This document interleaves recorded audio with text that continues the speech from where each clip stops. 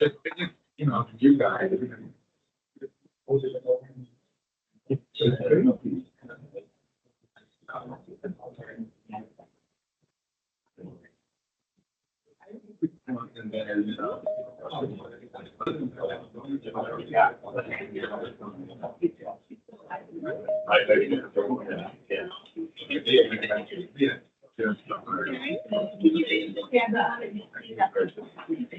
raise my hand.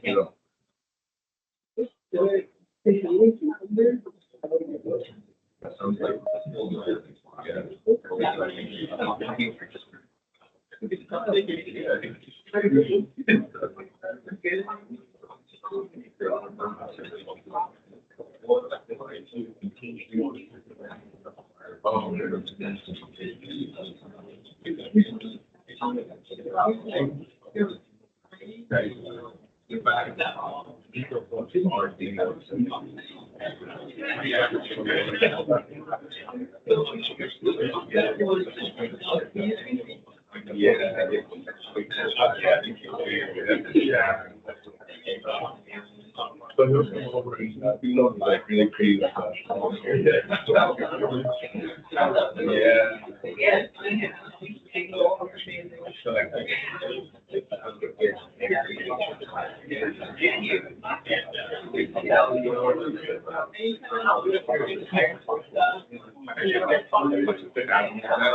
He's actually a player.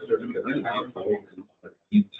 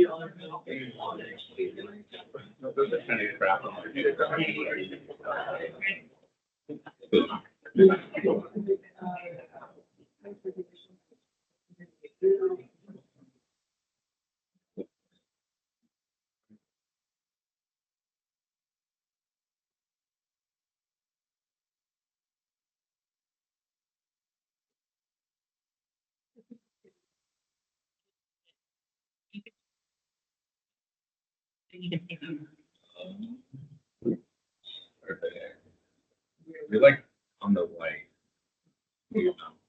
So, yeah, yours is pretty centered. Y'all keep talking, yeah. Before we officially start, just some quick housekeeping things so we don't have to go over it once the meeting is started. Coffee and water in the background. If you need bathrooms, they're all the way at the end of this building next door. If you guys get phone calls, which we understand very much can happen today, just step next door. We can't close the wall all the way, but if you could take calls outside, that'd be awesome. And then if we're waiting for folks online, we will get started promptly at 8:30.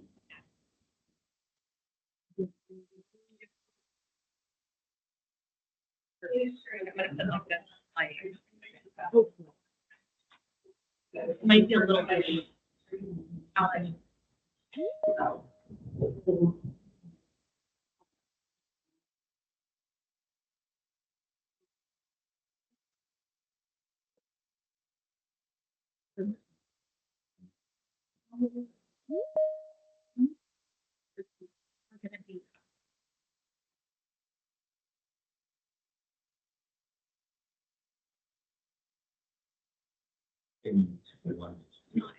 Sure.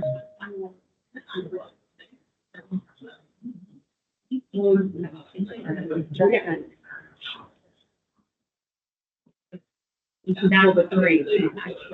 Go back.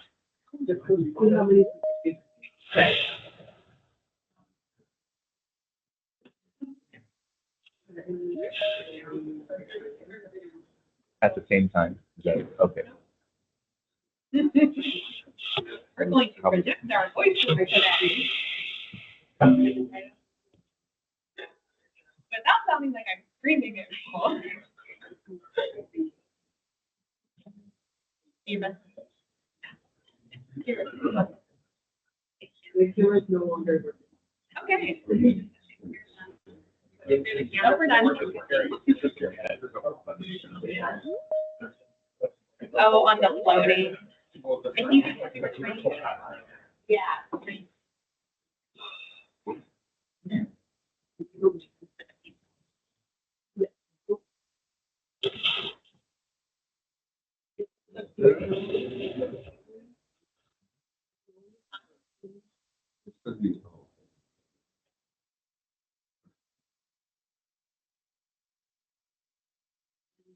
Is that I feel like I'm oh, there's Alex. I saw her.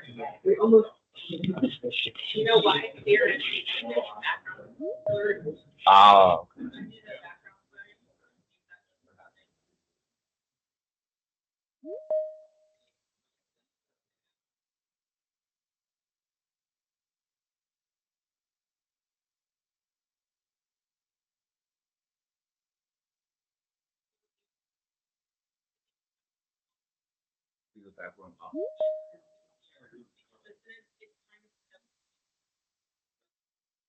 Yeah, okay. Fine, so good. I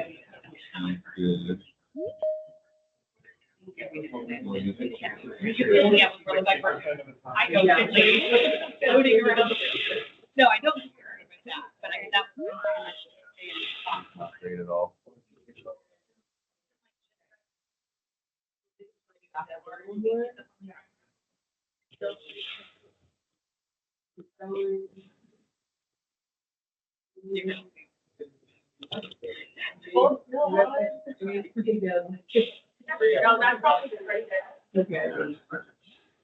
just didn't want to get any of these or the yeah, the table. That's what I was talking about.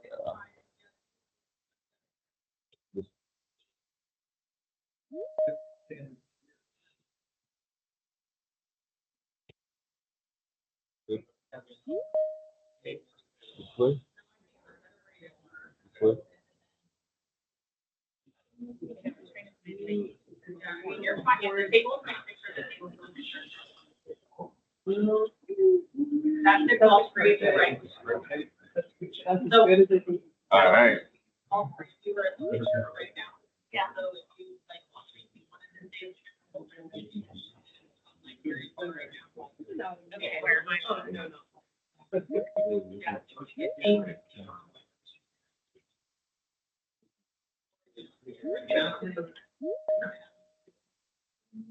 Well, we still have 50 in there. I guess if it's not. Good job.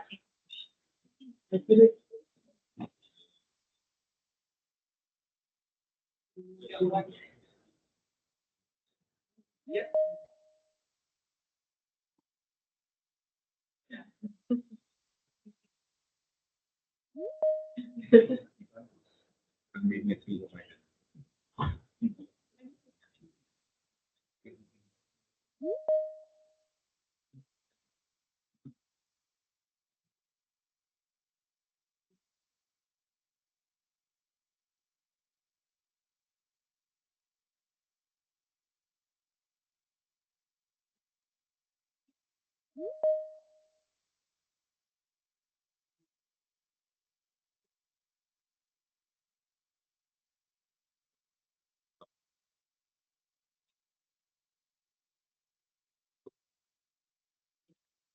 Yeah, it's okay. The walk. Yeah. Yeah. That's what I envisioned in my head. Yeah. I got you. Yeah. Do the police code right now. Okay.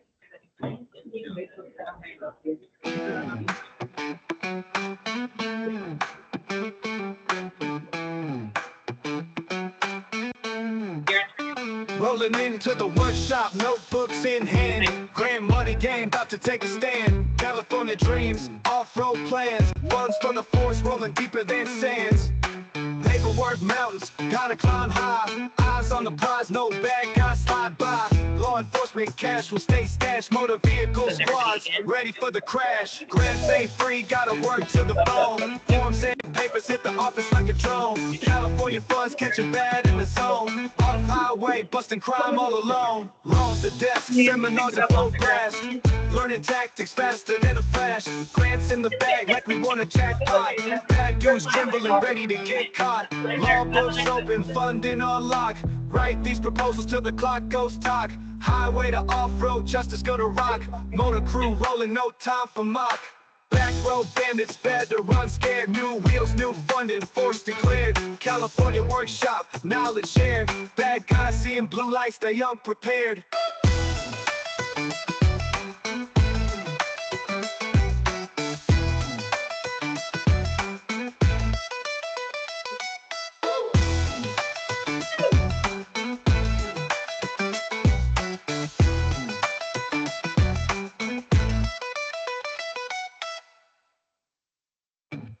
Good morning, everybody, and welcome to the G25 law enforcement presentation titled How to Get Almost Free Money. I use almost in quotes because there is some sections that we're going to go over. Otherwise, if you can call it how to keep the OHVers in check and protect our planet. My name is Deb Avery, and I will be one of your presenters this morning. I am also now going to introduce our LEDs. We have Jack Foreman, John Grant, and Alice Hermanson. So I'm going to pass it on. Come on up, Jack. Yeah, we're. Oh, just kidding. We have our deputy director, Sarah, who wanted to just take a moment to say hello real quick, and then we got going. Good morning. My name is Sarah. It's wonderful to see all of you, old faces and new friends here.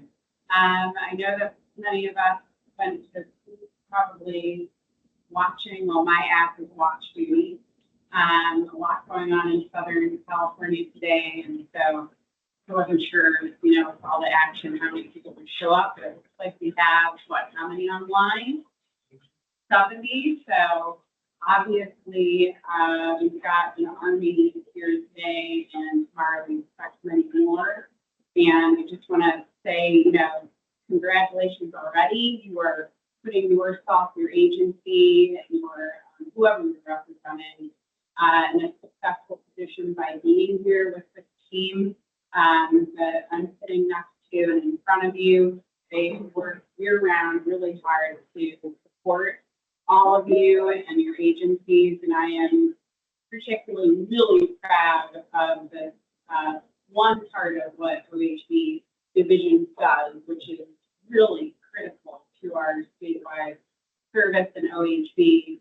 But I also, my history as a grant recipient, I have a lot of history or definitely OHB grants. So I can relate with how competitive it is, how important it is to be funded to do all the good service that you do year round. So we're here to take advantage of this time, being here in person, online, ask us all the questions.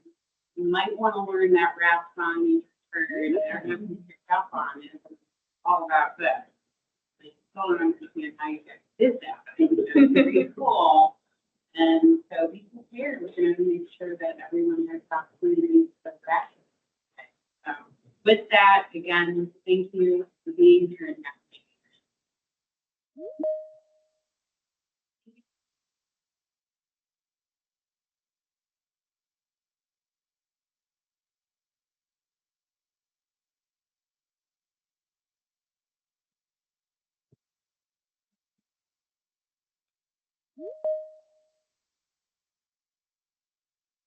Morning, everybody.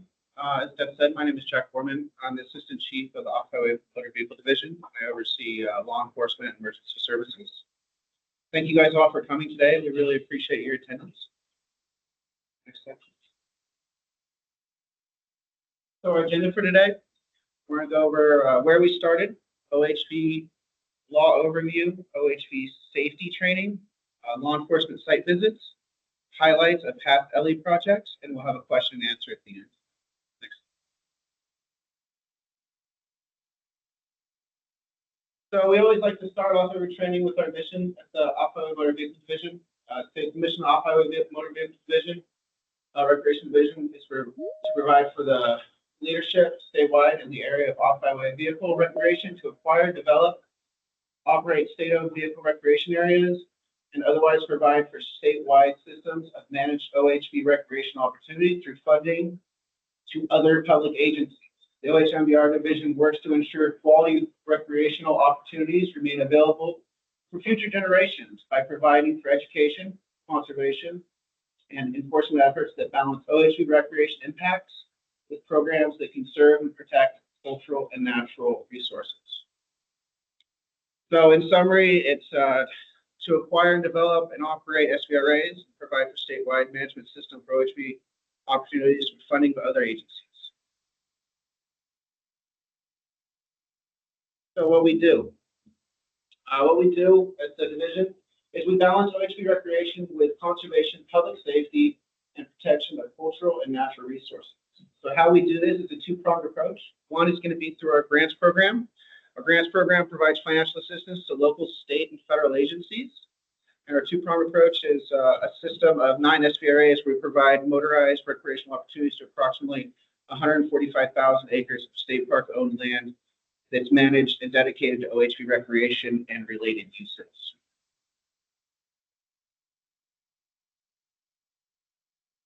So OHMVR division history. So the Off-Highway Motor Vehicle Recreation Program was created in 1971 out of a critical need to provide better growing demands of the off-highway vehicle recreation, while at the same time fostering respect for private lands and protecting California's natural and cultural resources. Today, this program is a division of California State Parks and Recreation and is the largest and most successful program of its type in the United States. The program continues its commitment to provide safe, enjoyable recreation while balancing the need for and protect the state's natural and cultural resources. So Pismo Beach, this is one of the areas where OHV recreation kind of began.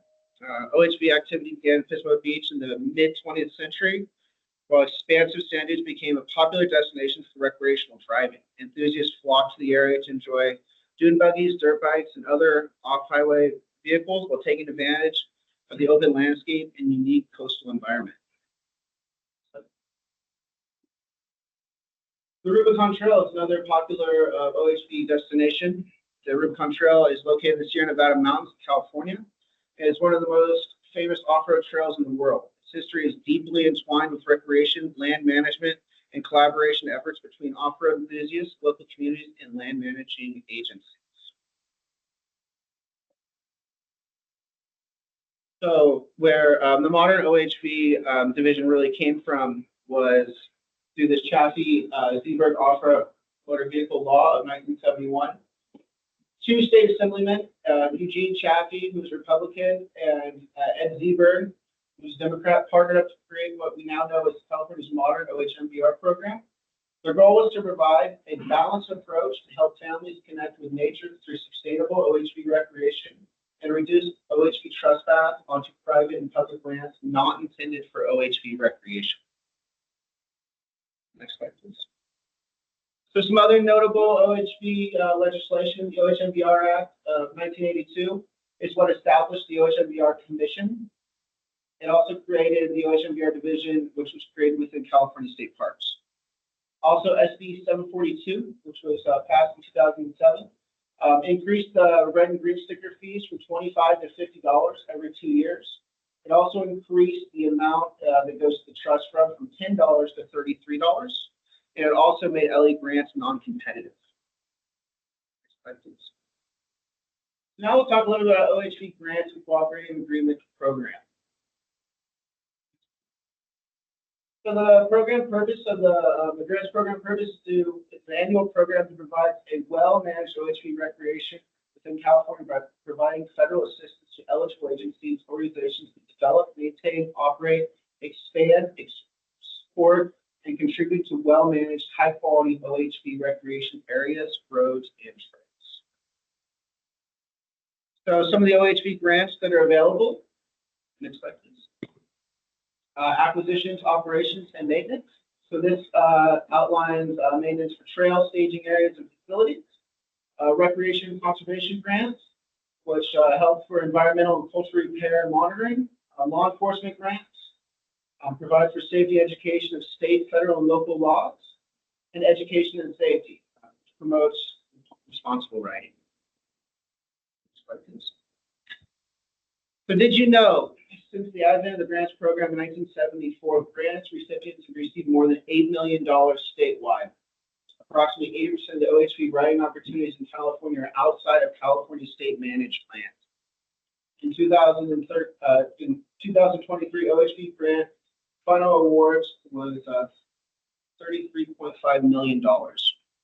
So in the breakdown for that was 50% of it went to operations and maintenance, which was about $15.5 million. 25% of it went to restoration, which was about $10.3 million. 20% goes to law enforcement, which was just over $6.2 million.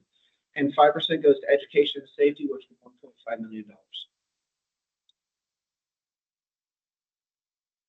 We also have in lieu funds, so $4 from every issuance renewal of OHV ID stickers is collected by the California DMV. In lieu funds are distributed by the counties. So these funds should be used by local agencies to provide OHV opportunities, maintain facilities, and support law enforcement efforts. It was previously distributed by population of the county, but now is based proportionally used on the 2007 fuel tax study. And federal agencies are not eligible.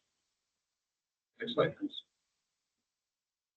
So that two-pronged approach, how California manages some of their OHV operation is through state vehicle recreation areas. So those are state-owned lands where we provide OHV opportunity. We have 9 currently in the state park system. Start there at the top, Clay Pit, about 220 acres. Coming down the hill, we have Prairie City at 850 acres. Carnegie SPRA at 1,500 acres. Hollister Hills at 6,600 acres. Oceano Dunes at 3,600 acres. We down in the desert, Eastern Corononics Ranch, just over 25,000 acres. Hungry Valley SVRA at 19,000 acres. Ocotillo Wells down Southern California at 85,000 acres, and Heber Dunes at 341 acres. Next slide, please. Also included in the OHV program is our Over the Snow Vehicle program. So through our OSV program, we maintain about 1,700 miles of groomed trails through 11 national parks or national forests. We maintain 36 trailheads and parking areas. OSV program parking is free. This is primarily motorized, but some are non-motorized as well. Next one. So we serve, total number of OHV, OSV users in California is estimated about just over 9 million. California Department of Motor Vehicles currently has just a little over 600,000 registered off-highway vehicles. And between 2019 and 2023, there was a 323% increase in ROV and side-by-side registration, which I think most of our OHV partners can understand that we've seen a major bust in the ROV market. Economic benefits of OHV recreation. So based on visitors spending data, OHV, OSV recreation users in California, we generated a total of $10 billion in economic output in the state, supported over 58,000 jobs, and generated over 1.8 billion, which is a lot, in tax revenue, including 515 million in state tax revenue. So these are the goals of the OHV program. Goal 1, sustain existing opportunity. 2, increase OHV opportunity. 3, staff development. 4, develop an informed, educated community within the OHV group. 5, cooperative relationships. And 6, informed decision making. So the OHV grant program purpose. So these are outlined in legislation here. So Title 14 CCR 4970.02 is the program purpose. The purpose of the grants program is to provide for well-managed OHV recreation by providing financial assistance to eligible agencies, organizations to develop, maintain, operate, expand, support, and contribute to a well-managed, high-quality OHV recreational areas, roads, and trails, and to responsibly maintain wildlife, soil, habitat of project areas in a manner that will sustain long-term OHV recreation. So for on the law enforcement side, it provides financial assistance to local and federal agencies for protection of life and property, including natural and cultural resources related to OHV recreation and motorized access to non-motorized recreation. And what OHV recreation is defined with CCRs is OHV recreation means the activity of driving or riding motorized vehicles on land in which CVC Division 16.5 applies for leisure purposes, including motorized off-highway access to non-motorized recreational activities. Next slide. So now we're going to do an OHV grant, OHV law review. Mr. Thompson. Yeah. All right, well, I'm John Brandt, field ranger, 21 years now, State Park, and I've been with the division since 2016.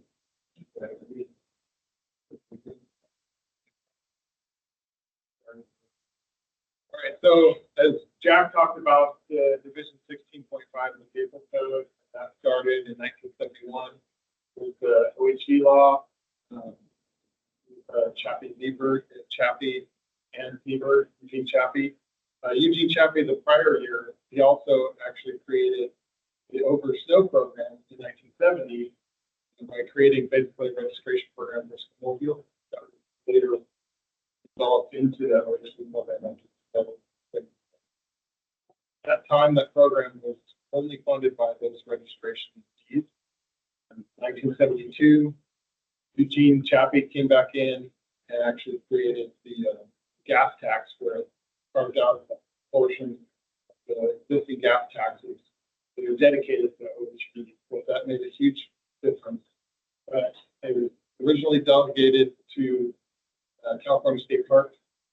It wasn't until 1882, like Jack was pointing out, there was that update to actually add the division for state parks.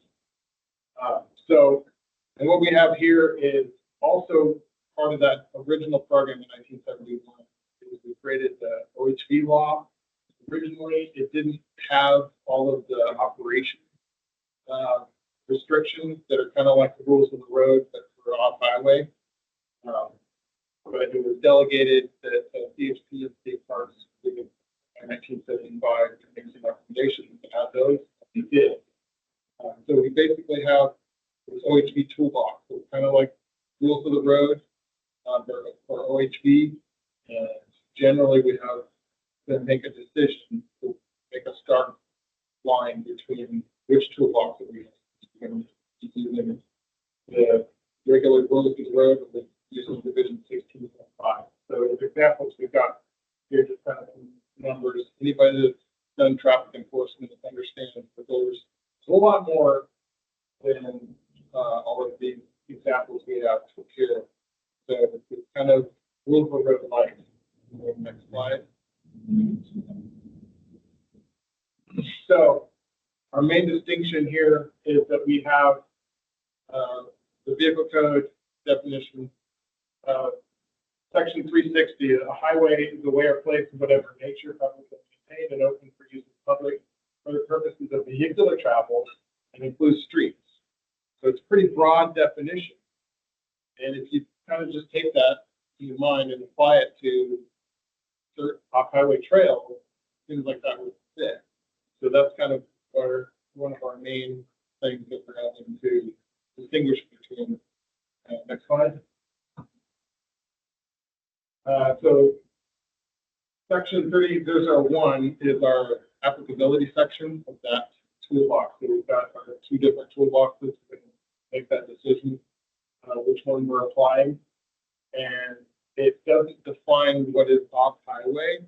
It really just makes a distinction of where that toolbox, so everything in that division, when and where and how it can be applied.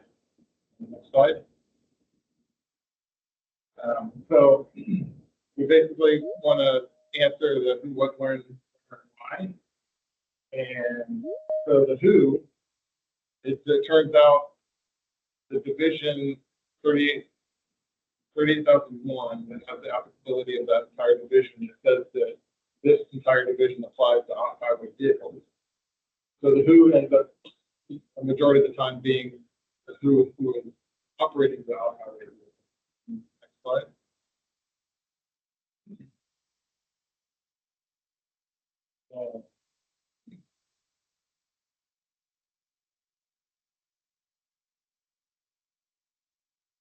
What? We have some examples here. Motorcycles, we don't need to go into the specific definition, but basically off-highway motorcycles, for the most part, are a motorcycle that isn't registered to the street. That's really the only main thing that makes the distinction between an off-highway motorcycle and regular motorcycle. Next slide. And then we've got ATVs, next slide, and ROVs. People that are in the patrol program here are going to be familiar with those, and we have some specific rules regarding seatbelts and helmets that only apply to these vehicles. And then there's also provisions because it makes reference to this section 38.006, which defines what is for the purposes of the division motor off-highway vehicles. We've got A, B, and C subdivisions. And A and B refer to vehicles that are subject to off-highway registration, otherwise referred to as identification. But we also have this section that calls out that basically when we're in a designated OHV area, that even the registered vehicles can be treated as off-highway vehicles. We also have the last C subsection encapsulates non-resident vehicles, whether they're registered or not. Next slide. And so in the when, we have certain sections in distinguishing about when. So we've got all of our lighting requirements are mostly only applicable at nighttime. So unlike with regular rules of the road, where we have to have all of our lighting equipment, we may have to use it at night, but there's not in the off-highway toolbox. There's nothing that we can apply for the lighting equipment. Because they're only required to have tail lights, not a brake light. So there's, during the day, there's just no lighting equipment to, of course. Next slide. And the where.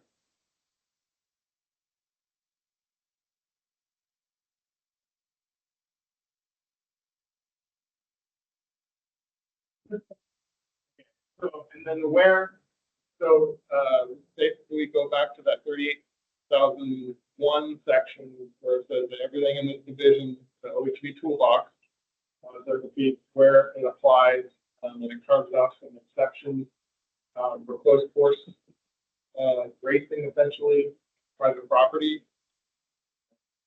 At least as long as it's, open to the public, it can be applicable, and if it's not, it won't be. Next slide. So where does it apply? We're specifically going for it says on land other than a highway that are open and accessible to the public. So that's kind of a big one. It has to be other than a highway. So we basically have a do not use this tool on a highway then. Okay, next slide. And then it specifically carves out basically anytime any of this money that we're taking this course to review about, if you're applying these funds to these lands, it explicitly is carving out that that's going to become an area. It has to be an area where this division 16.5 OHV toolbox will apply. Next slide. And then we have, like I mentioned, the carve out for the private property, but it's saying that it has to be where the exception requires that it has to be private property where permission is required and it's been granted. So it sounds kind of convoluted, but for us officers, we basically immediately recognize that as you're describing trespass, the opposite of trespass. Next slide. Okay, and then the why is kind of our last one. The big answer to why is, goes back to why in 1971 this was all created. So the big why is to create some rules of engagement for off-highway vehicles, create the requirements for registration of them. But it also looks a lot like our mission statement that Jack started with. Yeah, one slide. Do a quick review of our OHV law. We're going to take a look at sections that officers that are assigned to patrol designated OHV areas, violations that they might encounter in these sections.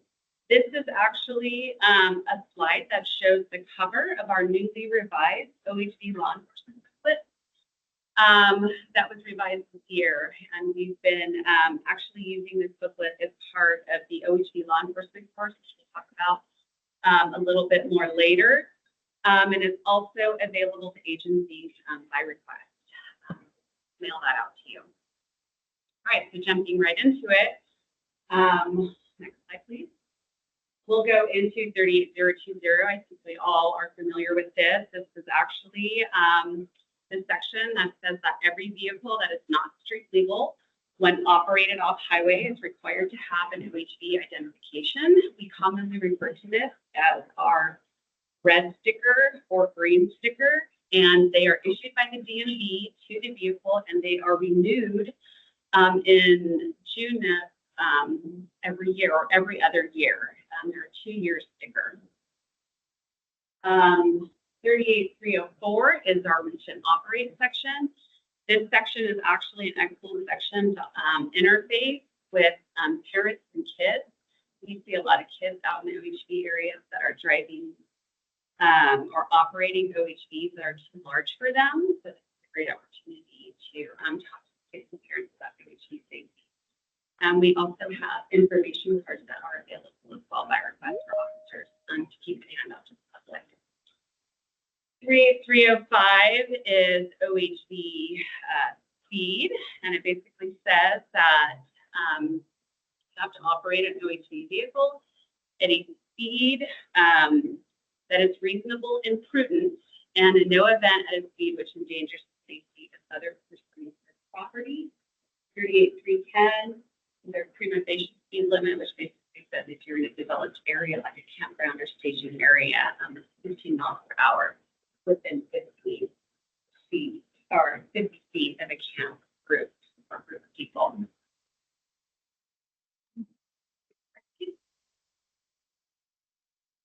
38312 and 38314 are pretty self-explanatory for operation. They are our unsafe start from a stop within OHV, and also 38314 is our unsafe turning movement with an OHV. Moving into equipment, I think it's important to note that there are different equipment requirements for OHV. When you're operating in a designated area, you don't have to adhere to the equipment requirements of Division 12. We have, of course, the park arrestor in California. We should all be pretty familiar with it. You're required to have a park arrestor when operating on forest-covered, brush-covered, or grass-covered land, and it has to be maintained and in a good working order. The next two sections are lighting sections. Very basic. You're required to have a headlight on an OHV, and you're also required to have a tail lamp on an OHV that's clearly visible. Something important to note, John mentioned it earlier, these equipment sections are required half an hour after sunset to half an hour before sunrise.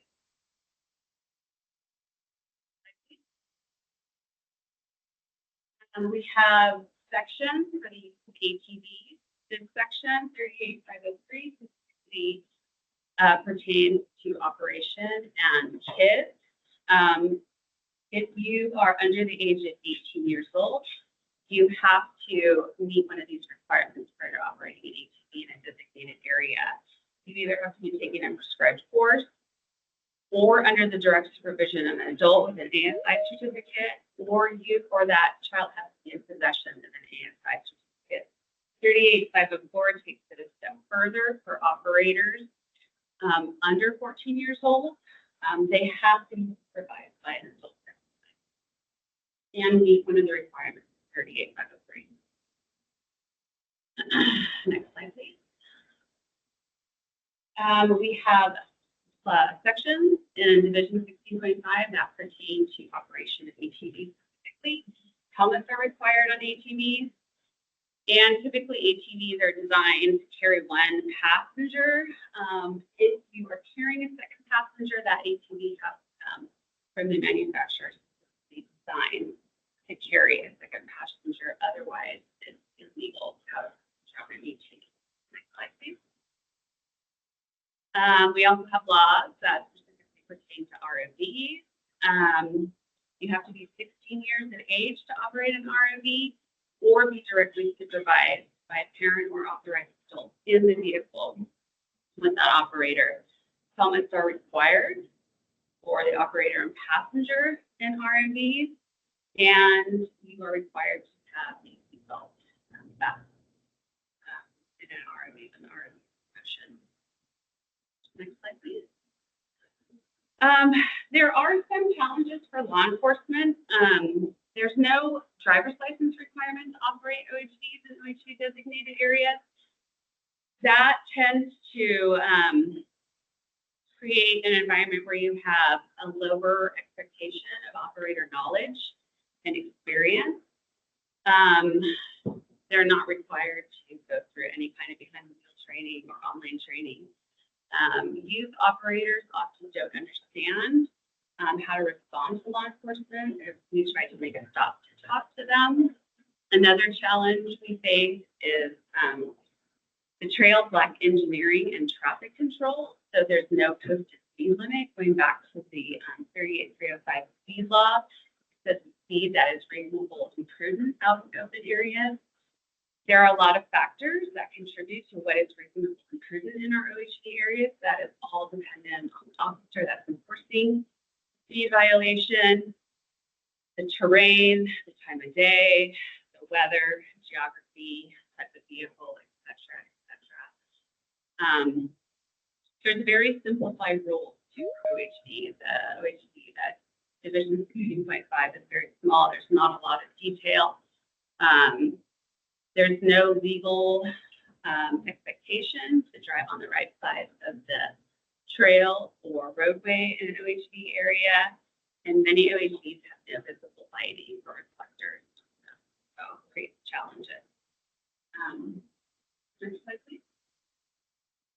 Other challenges that officers deal with when you compare on-highway versus off-highway, for instance, riding in the bed of a pickup truck. There's no section in OHV law that specifically prohibits that.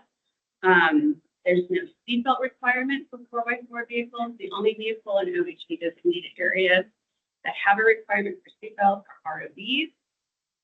So it creates a challenge for the officer. That officer usually, going back to the toolbox, you have to look at your toolbox as you're on highway versus off highway and ask yourself, where am I? What does apply here? To go. Other challenges are prosecution. Again, Division 6.5 lacks detail when compared to Division 11. Judges are often not familiar with Division 16.5, and it leads to challenges for officers in prosecution. And there can be smaller fines than your operators and beat records with OHV violations.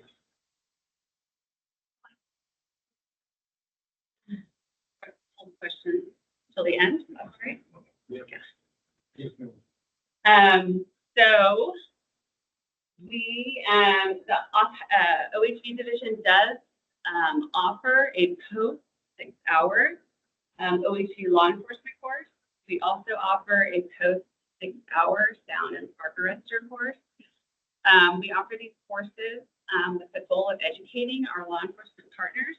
We want to ensure consistent application of OHV laws throughout the state.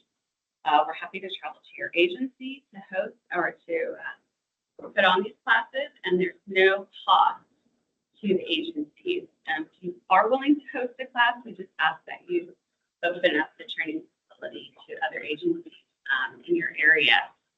And travel is reimbursable through your grant under other categories, your travel and per diem. So this was a small sampling of the course. If you're interested in the 6 hour course, we do a deep dive into the course and utilize the new, newly revised OHV book part of the curriculum.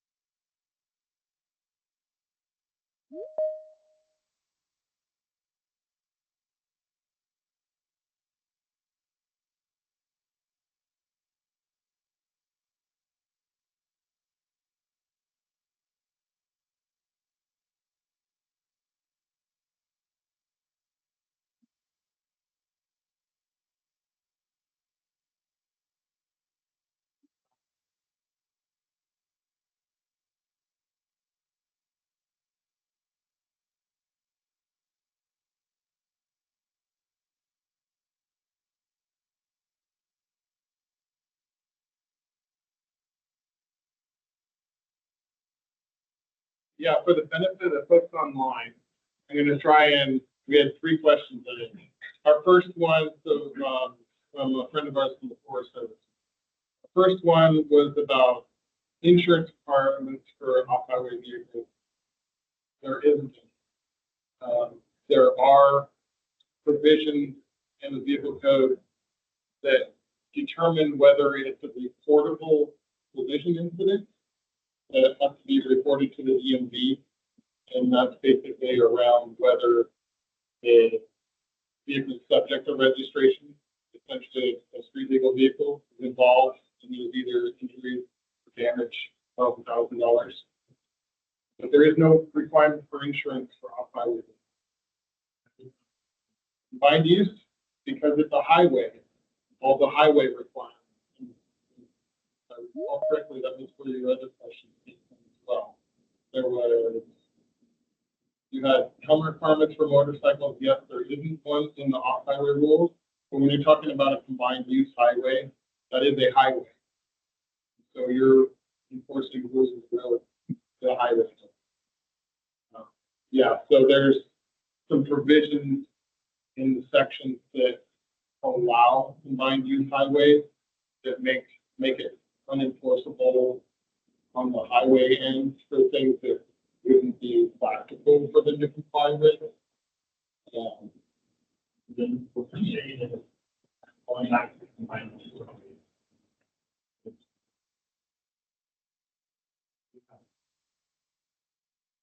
Yeah, provision in 3826.5, I believe, is still and that has a series of subdivisions that are requirements for the off-highway vehicles that are sharing the combined use highway. I want to make sure we're clear though that combined use highway is a designated highway that has also been further designated to be a combined use section, and that's generally limited to 2 miles. There's some sections that have been allowed to 3 miles in Indian County. But we're not talking about forest service level with 3 or 4 designations. We have one.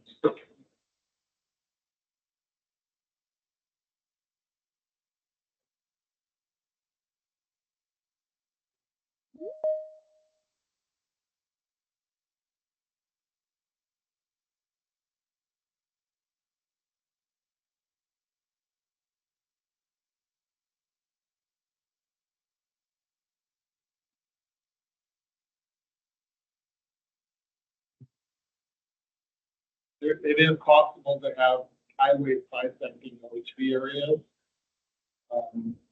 And generally, the only tips we can kind of give there is to try and be as possible. It's not always so black and white, because I realize that the highway definition section of CBC 360 is, like I said at the beginning of my presentation, that it's very broad and it would capture even loosely includes the dirt surface, county and forest service roadways. So if it is a highway and you're going to be enforcing highway sections and it's not opened up off-highway vehicles, then it's not going to be clear from other things that the public easily picked up on by having signage, pavement, things like that. Be only enforcing that when the signage is not basically entrapping them. Last and a half is, when you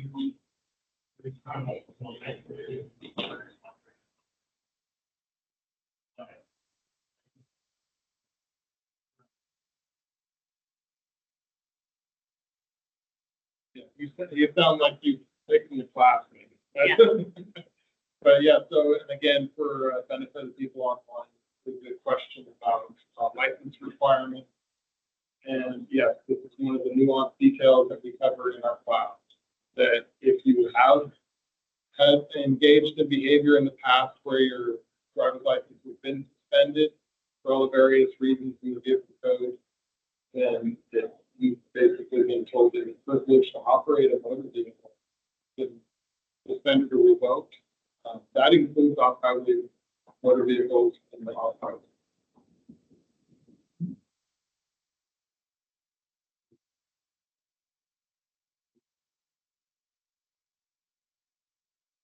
Yeah, so that was 14.6.12.5 is the requirement for just straight up driver's license.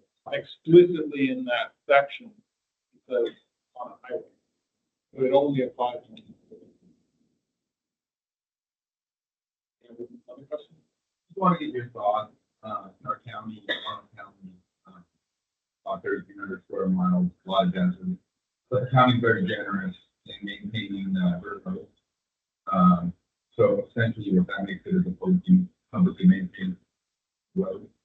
And with that, we have, several tourists in our area, and they don't know that. And so they ride these dirt roads because they're way out in the desert, thinking they're good for the own speed. The problem we have is, some, citizens will call in saying, hey, there's illegal riding going on, and we're talking about in the middle of the desert. So as a supervisor, I'm like, are you gonna go out there and let folks enjoy the desert or get in the vehicle for a violation? You know, it's very hard because the definition of a college clerk is considered a highway. So, you know, how you would Yes, so deal with that? it basically does meet the definition of a highway, and it shouldn't be legal for off-highway vehicles, if it is a highway, unless it's a designated off-highway area. So, Right. like that's like the first question, So the Forest Service, that frequently happens where the Forest Service designates that category as open to all vehicles. So that would be designated as an area. So something like combined use. So there's a challenge to that. That would not be a combined use. And I'm not sure, I think the people online are probably able to pick up the voice as well as us. But just to reiterate, it's kind of another question about making that distinction between off-highway and on-highway. And it may be, from what you're describing, it's kind of a circumstance of inconvenient truth. But, it is what it is. And to reiterate what I said earlier with the other question about it, is that if you're going to enforce it one way or the other, make sure it's as clear to the public as possible. So if that is what the political powers in your county want to enforce, then, you know, make sure it's clear with them that, okay, well, we should make sure that it's clear to the public, either with announcements. They're probably the best way of something that's clear. We have, you know, turn every area in the Las Vegas to signs, but, you know, start with the most important. Or we can talk about your stuff a little more often. Some counties that have designated all their things.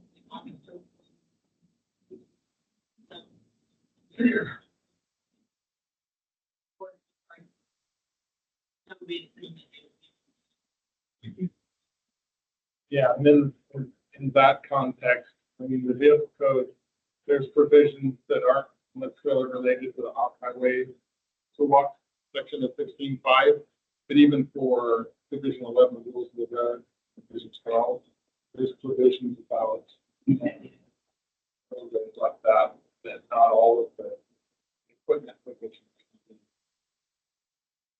enforced.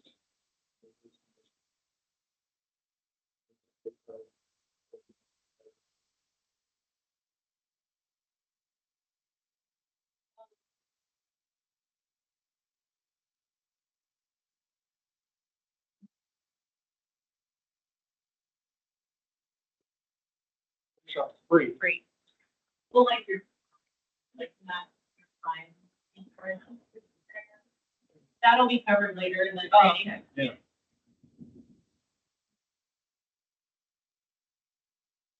Okay. John, there's a question about XP7A. So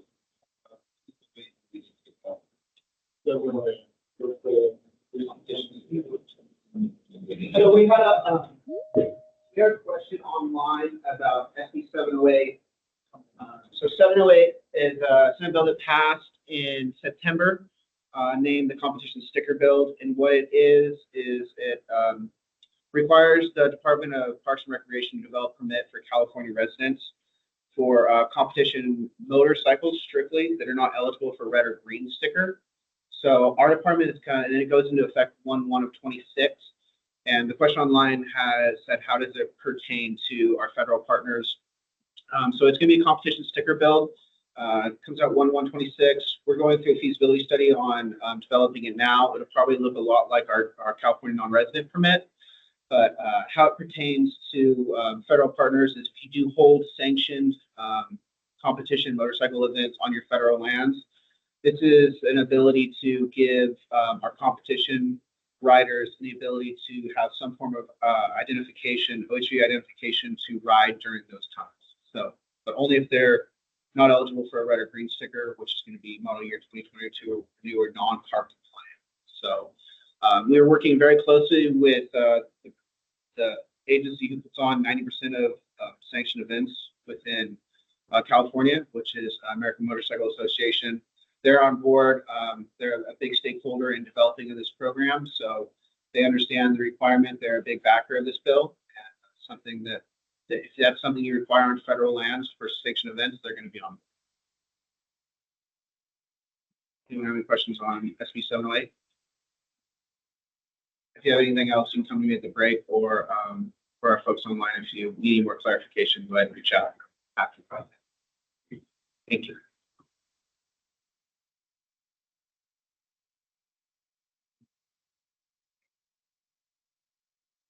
We're going to take a 10-minute break. For those of you in the room, there's going to be a lot of shuffling around, and for those of you online, we're going to mute you so you don't have to hear it. We're kind of traditional tables in here to speak more folks. They're sitting along the back or outside. So we will be back here at 9:30.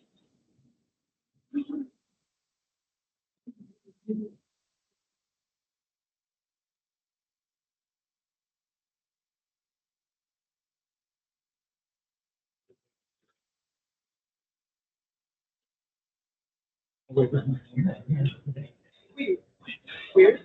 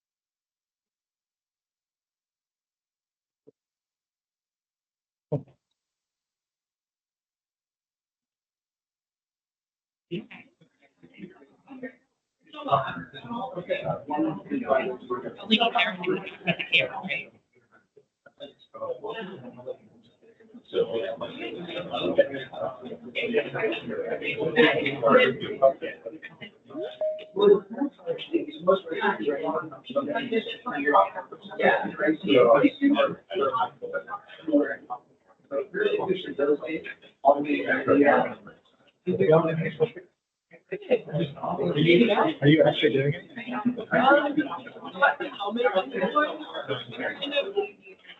There to be, so we can see how the trade is. I mean, I'm busy. I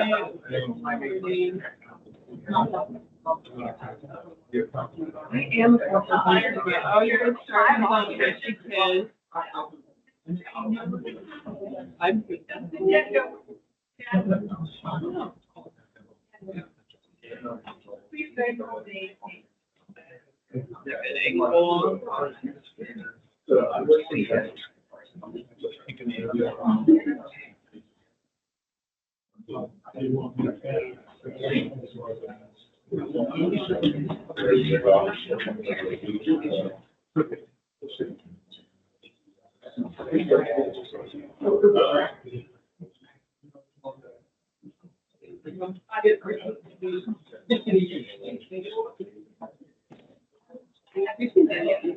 do? Yes.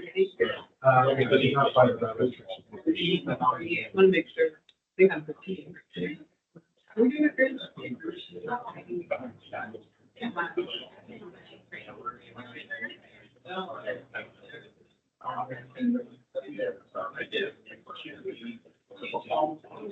No. Yeah, you're just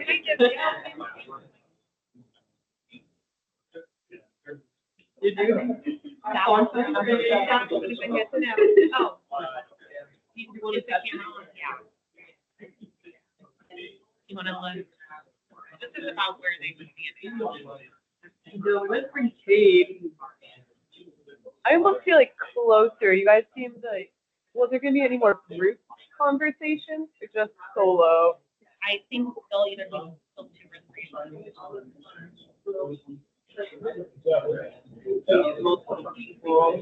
We all have it. Do we have?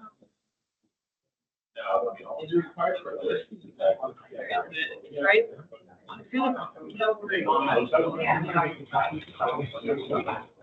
But by turning it around for you guys. Oh, we've got a couple.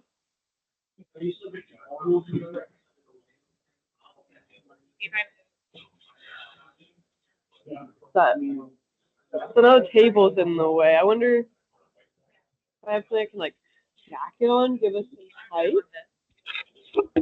Yes.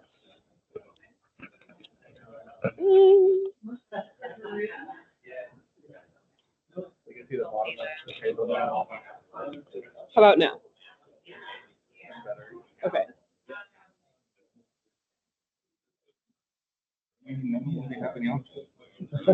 I'm just here. I'm live. Oh, yeah. Is that better?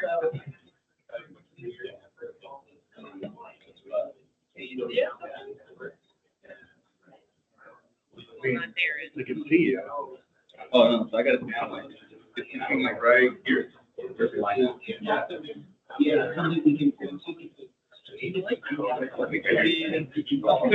you still all three gonna be up? Or just two? Well, I mean, we all agree with it. No, at a time.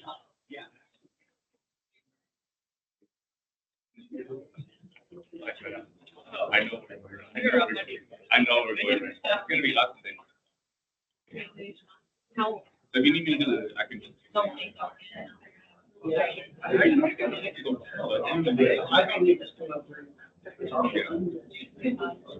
Proud of it. So, I don't. I don't know that you can change that. no, I've been just thinking. You're on the last person standing eight help.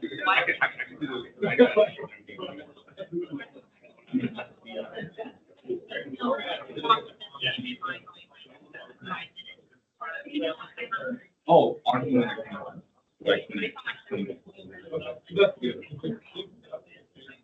No, it's gonna be, I don't think you're directly right after.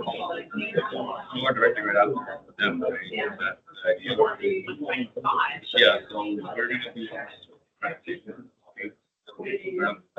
Yeah, 20 minutes, and then, I think this will be great. I don't know. Yeah, yeah. We didn't make an agenda. I'm sorry, you're in on. I just think it's hard. Yeah. It's fine. I thought mine said break and then like my thought.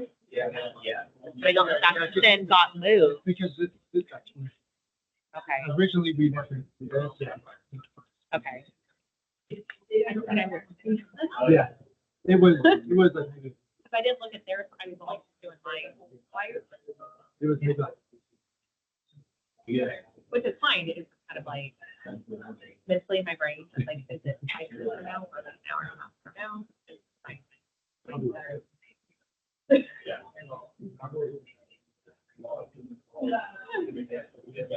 Go with it today.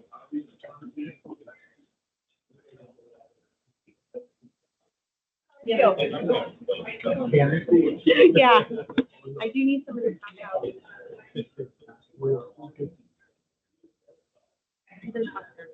Right.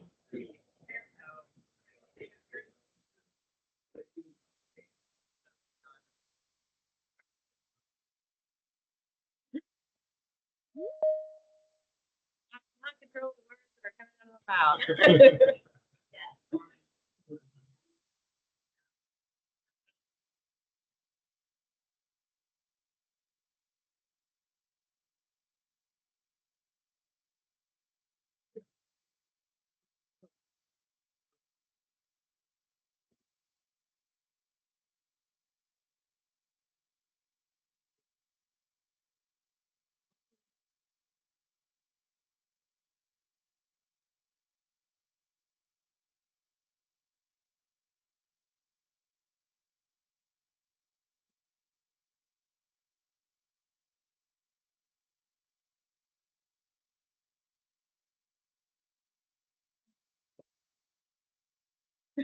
Chill.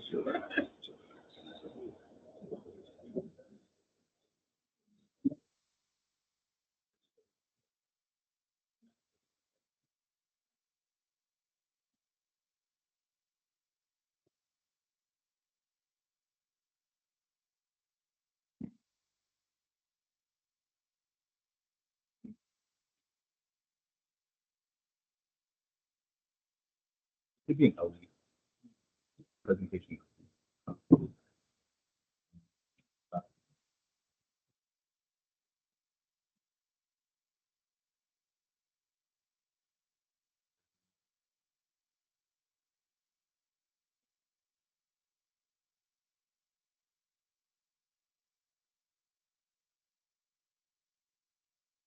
Oh, I start 66.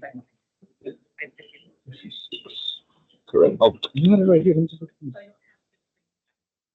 And they're not gonna go until. And I don't have theirs, Oh, so you end up. What did you end at? just the last page. 100 and. You know what? 117 is my last slide. Okay, and then they're gonna have like 20. Okay, I think we're good. I think.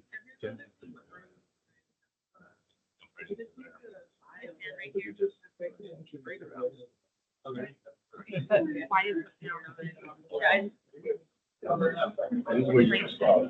This is where you start. what's making Be hard. It can be 50, 66. Okay. Ours now be ours. But then there's none, we're not. No. And Okay, then so as soon as you yours guys are goes done. to like 117, and then they're gonna have around 6 slides. Okay. Good. I feel like we should probably. Yeah. You know, it is what it is. I need to have half out to you. That's available. Everyone's on the other side. Oh, Jeff was just hanging out in the back, see if I can have her pass out. Whatever's clever, y'all. 9:30.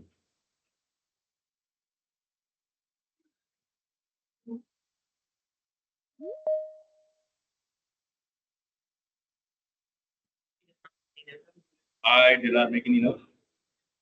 It'll be fun. Oh, no, I mean, it's for them. That one. It is good for us. Okay. We took the back one for a while.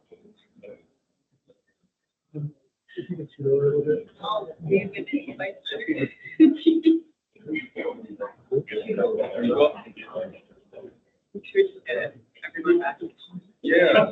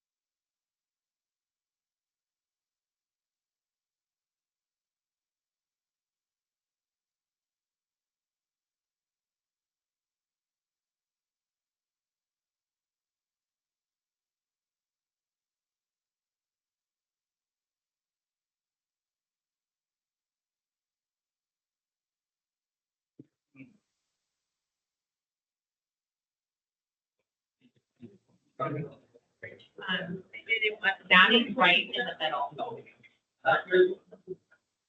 It's okay. A little bit more? No, you're fine.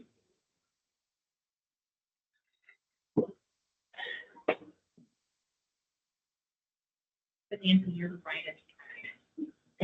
Not listening. Okay.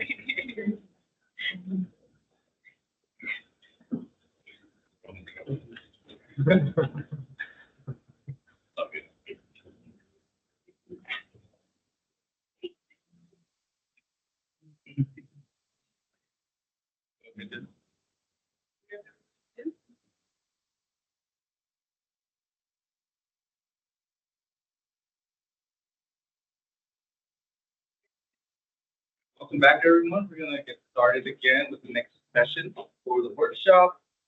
My name is Darren, and I'm a support analyst within the Grants through this program. I will be joined by my colleagues Nancy and Maddie from the science news today, and we'll be presenting on the update. So I will be going first with important dates to be aware of, as well as regulation updates. Next will be Maddie previewing our division website with y'all, and then Matt will be finishing off with a section on Olga and other topics. So first things first, important dates to be aware of. The first date on the actually, everyone that is registered here should have received an email with a few attachments in it. It's like a welcome email. There should be like a Word doc that's G25 important dates. Please refer to that as many times as necessary, as it will have the same information covered. First date to be aware of, January 13th, which will be next Monday. The applications will be available via Olga. The division highly recommends you to start right away because exactly 49 days will be your first deadline, which is March 3rd. The preliminary applications will be due at 5 o'clock p.m. Pacific Standard Time sharp. Please be aware that these deadlines are mandated by statute, so regardless of external circumstances, we cannot revert. Immediately after, there will be a 60-day period from March 4th to May 5th, where the public has an opportunity to comment on your applications. And then the next deadline to be aware of will be June 2nd, where your final application will be due.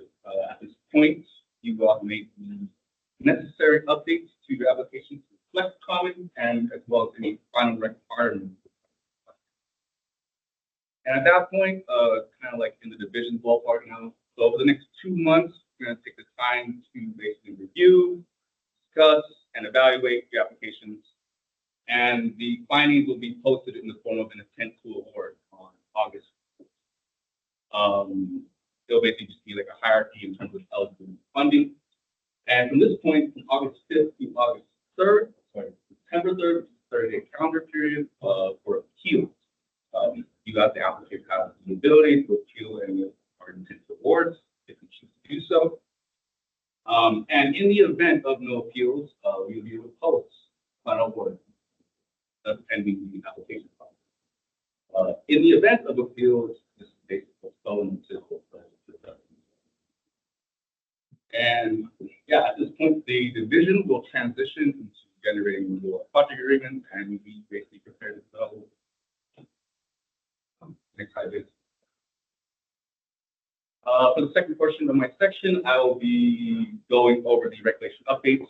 It will be split between changes to the regulatory language and changes to the appendix. Please bear in mind this will be a very brief overview because we are still these regs are closed at the moment, and they will be, I believe they're in review currently, and we should get answers by Friday. And we will be sending out an email regarding the regulations as well as links to the training. So for the first change will be section 4971, which is the definitions. There are now definitions for major trailers, major repairs, trailers, and there's an updated definition for variable speed composition. The next change is in the eligible cost section. There's quite a few changes in this one, but the one to take note of would be the first changes to transportation costs. There are now revisions to include trailers in a few sections, and there are also revisions to tire replacements to include trailers.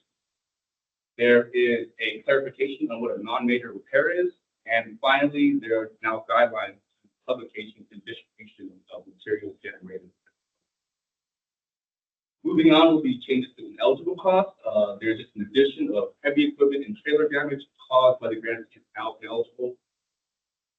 The next section will be changes to the project amendment and PCE. This is regarding project reallocation requests. There are now guidelines for changes from inside and outside of the category. There's also a statement saying any project reallocation outside of the project performance period will be denied. Moving on, we also have changes to reimbursement payments. All reimbursements going forward will require photos and a GPS coordinates where the activities are conducted. And the final change for the regulatory language would be changed to the financial audit for grantees. Any refunds are now going to have now 90 days to resolve.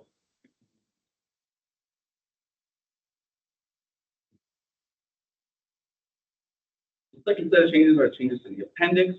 The first one is the DPR 364 has now been revised.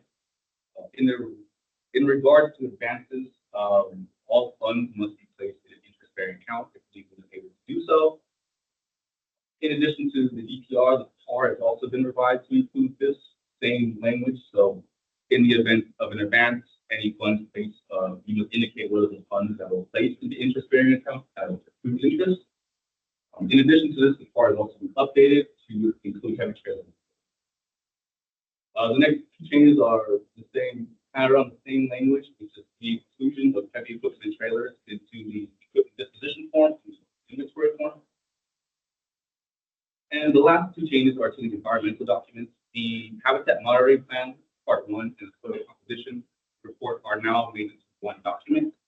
And there is now a requirement of identifying risk factors.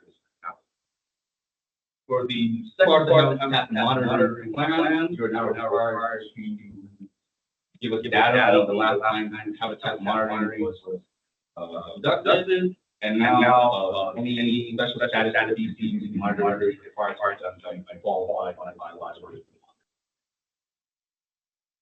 Next slide, please. And moving on, the previewing each website. Thank you, Jared. Jen and I have been working on the website to give it a cleaner look and enhance user accessibility. Unfortunately, our presentation is not going to cover all of our website changes, just some of our bigger ones. So please take a look after today's workshop and check out the division website at ohb.park.ca. Some of our many changes include our new and improved grant form page, which makes it easier to locate documents. We have designated drop-downs for payment requests, advance requests, reallocation requests, and project accomplishment reports. And then if you're still having trouble locating any of the documents, you can use the contact link there, which will take you to our contact page, and you can reach out to any of the grants. Next slide, please. We also have a new grant opportunity page, which includes our upcoming workshop information, and if you check out other grant opportunities down the right-hand side. If you click any of those icons, you can go over to a different grant page.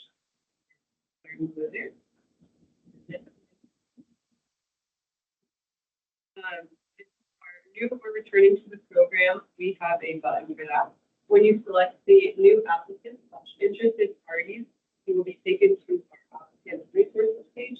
There you can find information, videos, past workshops, how to write a project agreement, and project specific.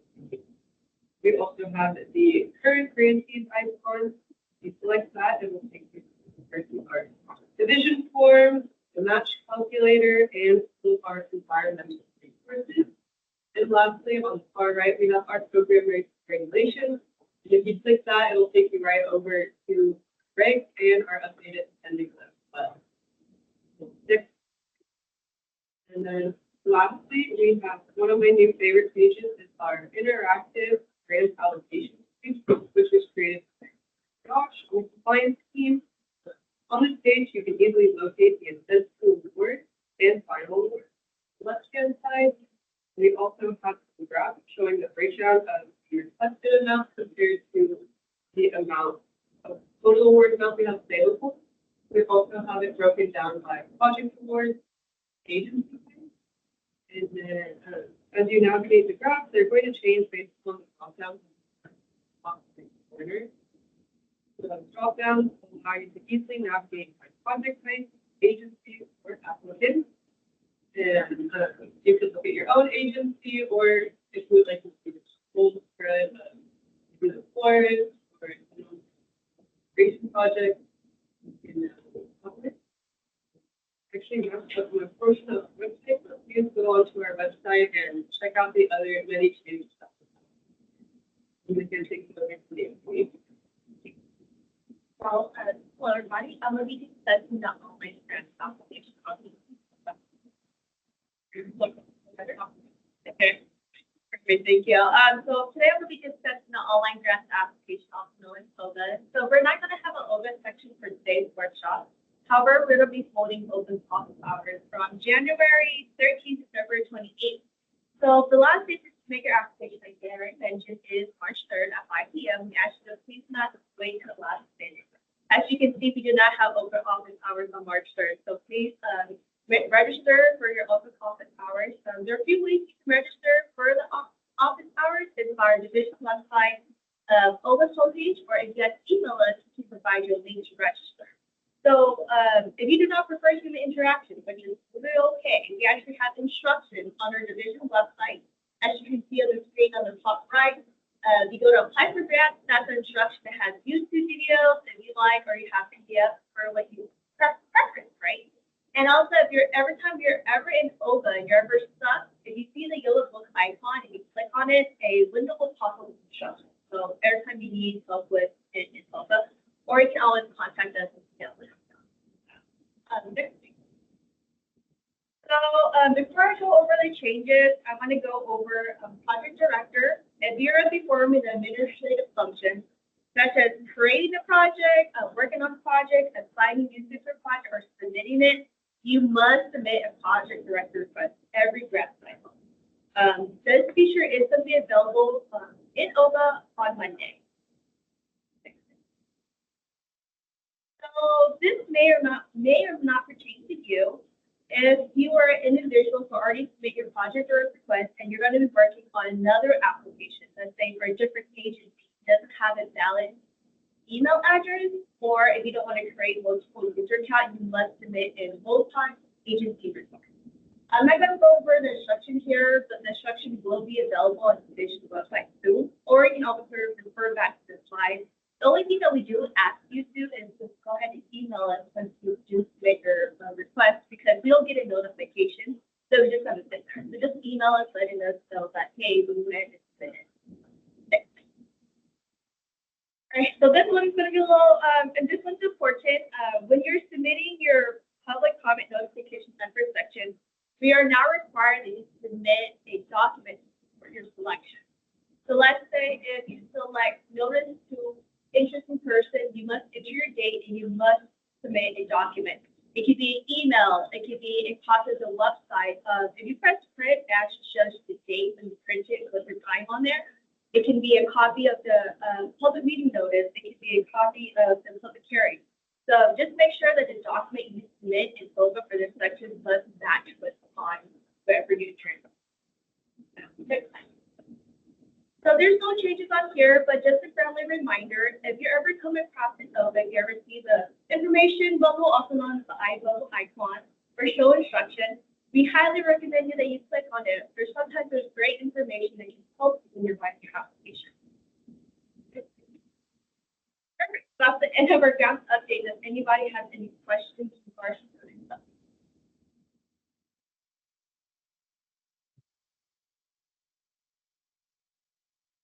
I'm going to introduce Mr. Sahal.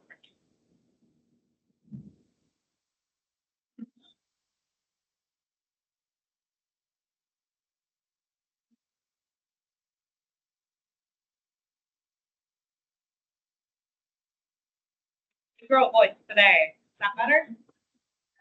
Hopefully you can all see me and back. You guys should have had a little platform because I am very short. Apologies for that.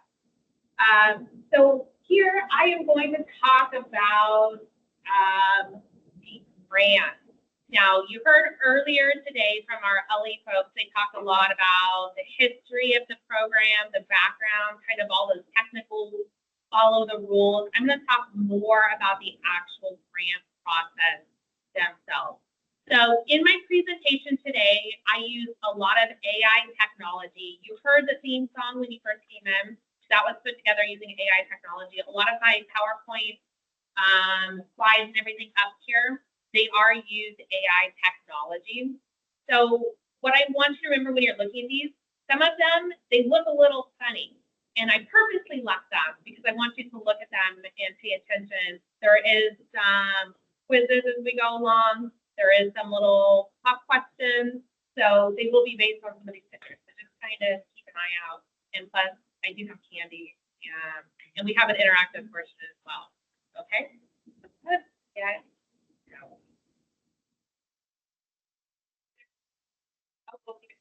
So here's our first slide.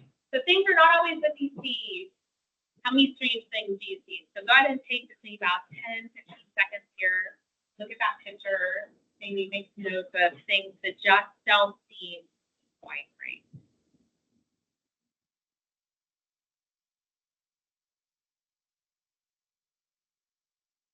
Next slide.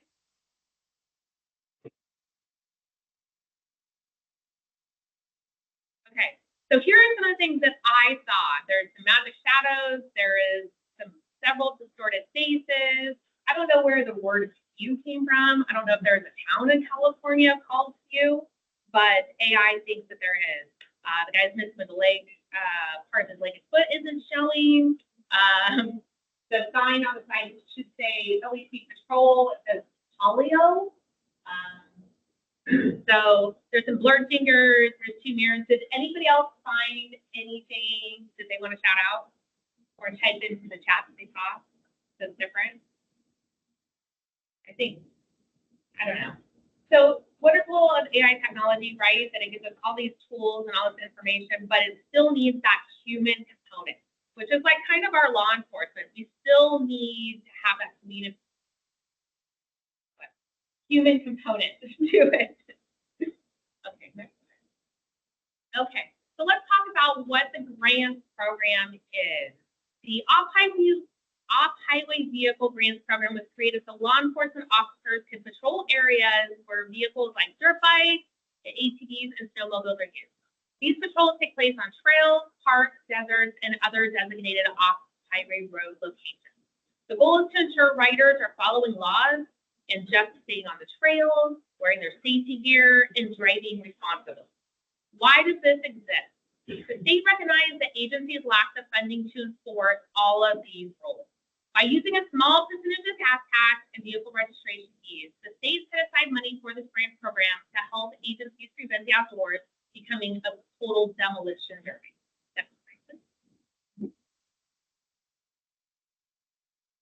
Okay. So let's take a moment and talk about who can apply for this almost free money that I talked about earlier. To be eligible, you'll be one of the following agencies with law enforcement powers, such as a local PD, a sheriff's office, the U.S. Forest Service, or a BLM. In other words, you must be working in an area where people love to tear up the dirt or sand, be out in the forest, either legally or maybe you have a problem with illegally writing and you must have a All right, so some of the things that you can spend money on, you can get money for patrol, which means more boots on the ground. You can beef up your presence in those wild OHG spots. You can receive full or partial funding for new equipment. That could be Jeeps, side-by-sides, new dirt bikes, all of these things to catch those people breaking the law. Or just provide safety assistance, because people aren't always there. We can also give you money to pay for fuel and some standard maintenance on grant purchase vehicles. We want to have some education money for you. So you can teach people to, hey, don't treat this tarp like your personal weight chat, or don't for your home. All right. Additionally, we want you to help save the environment. Make sure no one's driving through rivers, running over rare plants, or scaring off the locals. Okay. So here is your first pop quiz, all right? So as you can see, when I put in my AI, I said pop quiz. Can you see right off the bat what's wrong with my pop quiz? It kind of says pop quiz, but I purposely left it because it's kind of funny, you know? Again, technology doesn't always get it right. So, all right. Next slide. So I hope you all took a look at that, and we're going to come back to that. All right. Here is your first question. I work for the California Highway Patrol. I want to purchase a dual sport motorcycle vehicle because I have riders riding all over on the seaway on their OH gear. Can I apply for a law enforcement grant? All right. If you're joining us online, please pick one of these options, A, B, C, or D. Here in person, you guys all should have the little flashcards. There are the cards that are yellow, blue, everybody have them. Anybody not have them? There's a couple extra. So go ahead and type in the chat, or go ahead and raise up what you guys think the answer might be. A would be sure all agencies with law enforcement privileges can apply. B, unfortunately, CHP is not an eligible agency. C, CHP is not eligible because patrolling on the highway is not an eligible OHV activity. Or D, both C and C are correct. All right, so raise up if you guys are here. What do you guys think? Okay, so I see a lot of red cards, a couple C's. All right, the answer is D. So good job. Unfortunately, they are not an eligible agency, and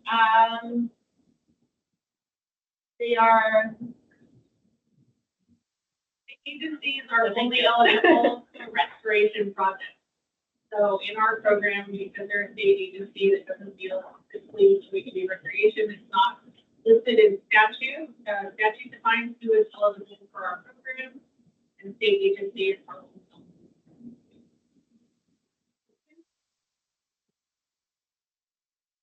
Why do you care? We care because it keeps people safe, it protects nature, and it lets all of you guys play hero out in the wild. And who doesn't want a few extra money for extra patrol, okay? So let's be honest, in many departments, the OHV department is paid in overtime, and who doesn't like to have overtime pay? I know I like to. I like to use it for vacation time. That's the same. Our funding helps create safer parks, which means more rangers and officers out on patrol, which means fewer crashes, better behavior. It's a win-win for everyone. There's less environmental destruction, which means more boots on the ground. There are few people wrecking the place, and you'll keep the forest looking like a forest, not a monster truck rally. Additionally, our grants help foster peace between off-roaders and conservationists. This means more fun for everyone. And speaking of fun, let's look at our next slide about funding. Wasn't that fun? You like that thing? Okay. So every year, the grants program has millions of dollars. That's right, I said millions of dollars. That's enough to partially fund your whole team, maybe partially a team, maybe buy some new toys for your department. But how are you going to get it? You are going to apply with a plan. So I want you to, before you even start writing your grant, think about how much staff you need, how much money do you need, what is that new equipment? These are all things that you're going to want to think about when you start opening up folder and entering that information. There is a few things that you need to know ahead of time to make sure that this program is even right for you, because I did say it's almost free. There are some catches that go along with it, okay? There is a $10 million, woo, just kidding. There is a $10,000 minimum ask. Your agency does have to put at least 25% match in. There is a $600,000 max per agency, not per application. Sometimes agencies can have more than one application, but your total altogether cannot exceed $600,000. That's very important. The application does take time. You can't just sit down and knock it out in 5 minutes. So think about that over the next month or two as you're doing it. Don't wait till the last minute. And you do have to keep track of all of your expenditures, your time, your receipts, and that is all going to get submitted.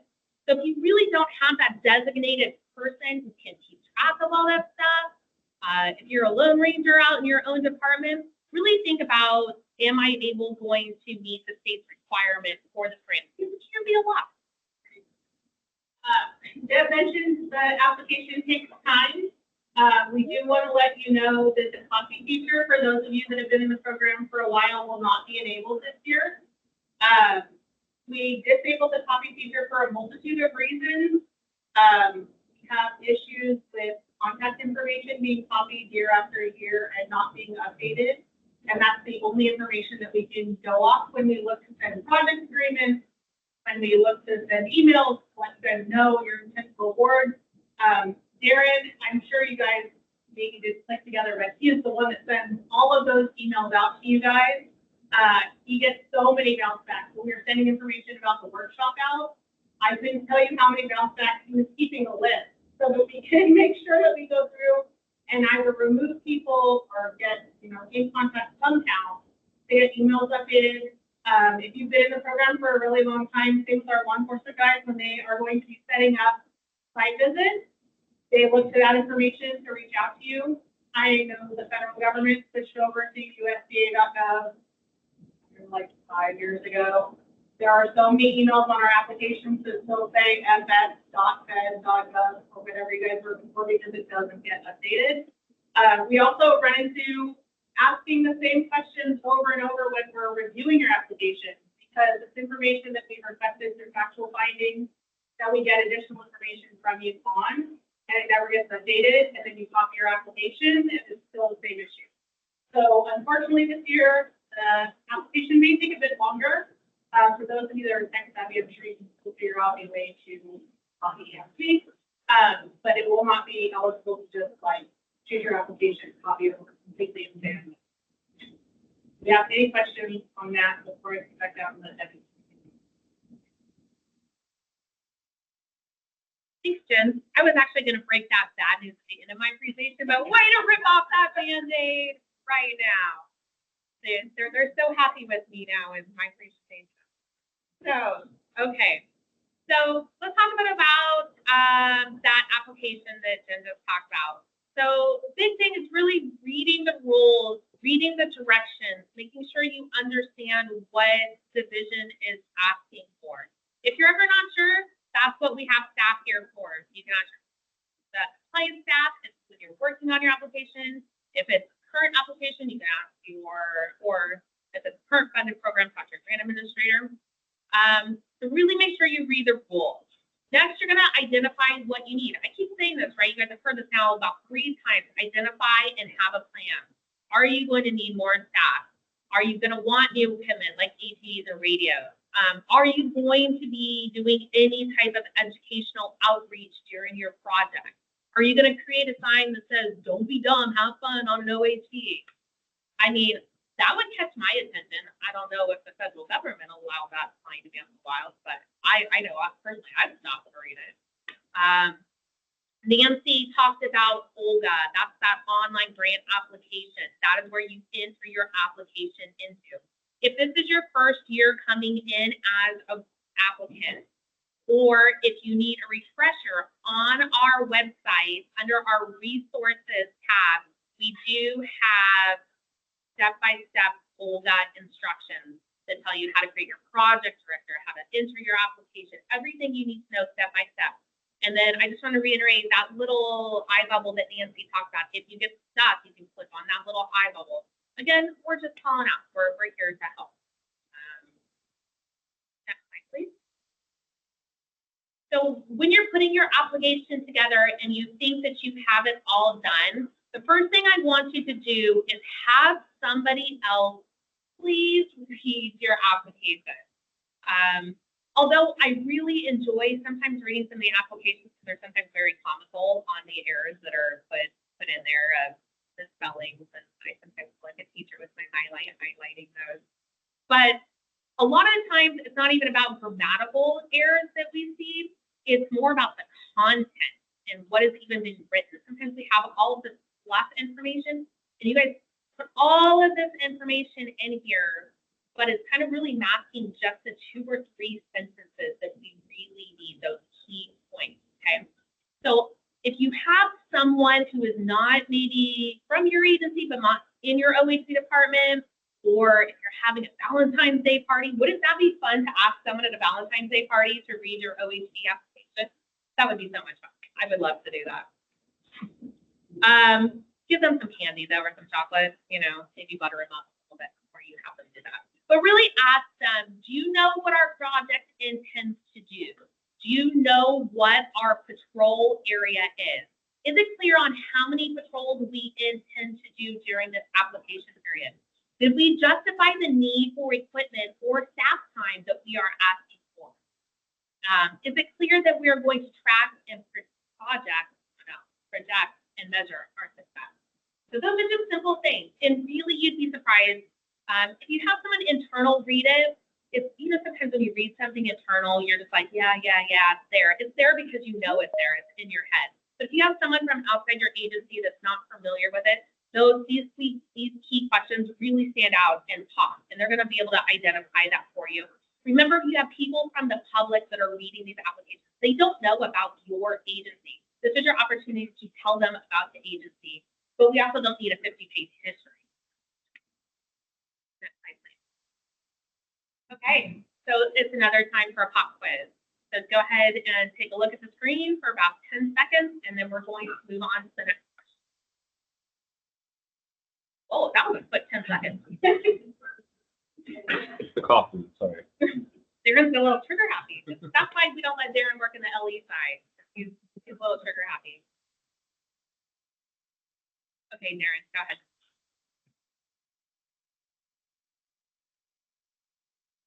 Okay, so here is your pop quiz question. All right, so same as before, if you're here in person, I'll ask you to raise up your card. If you're in online in the chat, please, you can drop your ABC or chat. Okay, so my agency is going to apply for an LE grant. What is my best option? A, have a spending plan, start my application early, identify at least 10% match, and proofread it myself. Or B, copy last year's application and just update a few details. After all, we got funded last year, so it ain't even going to matter. They're not even going to notice we copied and pasted. And by copy and paste, since Jen turned it off, she means like putting it in Word and dropping it in, you know, copy and paste. That's what she meant by tech savvy. C, start early, have a plan, provide at least 25% match, have several people proofread it and don't submit on the last day. Or D, call Debbie at 4:55 and ask for help on your old applications because you can't. All right, so go ahead, put your card up. What do you think the correct answer is? Oh! For those who are online, we do have several D's that were raised. Yeah, and I'm not gonna lie, that has happened on multiple. I've been with Division 8 years. Not every year, but I would probably say 5 or 6 out of those 8 years, I have gotten a call on submission day, dead panic, 4:50, 4:55, asking for me to help them clear those errors. There's been times that I have been successful. There is times that we have not been successful. I am not that good at Olga. Maybe you should not call me. Just know in itself to log into Olga, it takes a couple minutes. And that's barring that I remember my password to even get into the system, okay? So just remember there is some logistical things that can happen. Just do not wait. That's 5 p.m. Pacific Standard Time, okay? So you're going to hear about that a couple times. I'm going to talk about it and reminder. Please just don't wait. I'm more than willing to help you. We do have our compliance staff that is more than willing to help you if you do get in a bind, but the end of the world. I mean, look what happened yesterday. Yesterday, Los Angeles caught on fire, right? If yesterday was submission day, imagine how many of those people would not submit their application. You just never know what is going to happen. And unfortunately, those people, they won't be getting a grant. We can't extend it. So if there's a fire, we can't extend it. So please just don't wait and get those applications started. Step 5, please. Okay. So if you have been to any of my other workshop presentations before, then you know I love my Jerry Maguire, and this is my show me the money slide. So on 3, I want you to all yell out, show me the money. 1, 2, 3. Show me the money. Oh, okay, that was pretty bad.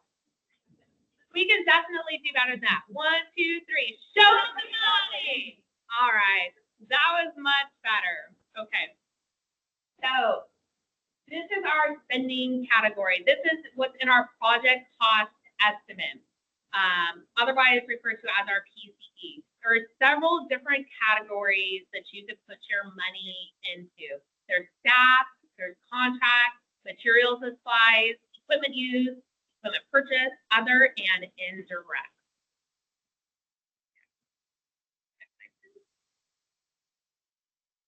Okay, so here's an example of what your project cost estimate is going to look like. So remember I said there was a lot of information and it's going to take a little time. And you do have to do some math, okay? So factor that in. This is, like I said, the staff. This is a pretty good example of what we're looking for in the staff description. The staff description side is all the way over here. This is the staff, this is your description. This is where you're gonna give us a breakdown of what your staff member is. If this staff member is a staff deputy sheriff for OHV patrol.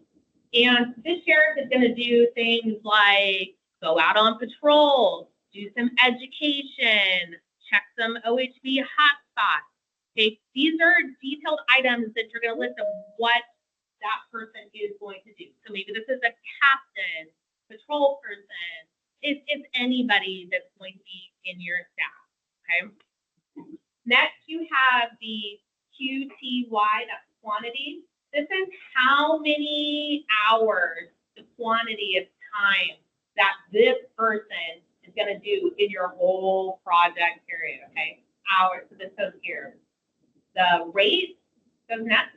That's the rate of the person, how much they're going to get paid. Now, that can be their base rate, or that rate can include overtime. So that's up to you on how that you can put it in. So I did say before, we do pay for overtime. You can put that whole person's package in there, okay? So their benefits, their retirement, that all can be built in here. UOM is unit of measurement. For staff time, that's always it's gonna be hours. That's what it is. Some of your other categories, you're gonna change it to different things. For staff, it's always gonna be hours. That is that's nice, at least right here, right now. She's gonna take these two, multiply them together, and give you a grand total. So this came 17,940. Now it's gonna be up to you how you want to divide up this money. So this agency decided that 13,455 was gonna go to grants, and the rest was going to go to match. So remember I said you need to have 25% match? That's up to you where you want to put that 25% in. Some agencies put it in all staff. Some agencies do a little bit on each of their categories. It's totally up to you as long as your total equals that minimum 25% at the end of the day. Okay. Is there any questions on this form? Okay. If not, if you have questions later, you can pull up this workshop before recording it and you can watch it over and over again. A lot of your other categories, this is pretty much what it's going to look like. So the other categories that we're going to talk about, this is pretty much what you're going to do. The same thing, you're going to put description, you're going to put quantity, you're going to put total cost of the item, and then tell us where you want it. Next slide, please. Oh, yeah. In past years, there's been some years where it's like a great as much as possible. Other years, you want to combine. So for staff, it's similar like items, similar that, if say you have 4 patrol officers, you can list those and they're all similar rate pay. You can combine them. If they're a little bit different, that's fine. In your section on staff, put your methodology there, how you came up with your total. If patrol person A is $20, patrol B is $25, C, and that equals, $100, that's fine. Now we know how you got to that $100. For the rest of the items, same with materials and supplies, you can lump similar things together.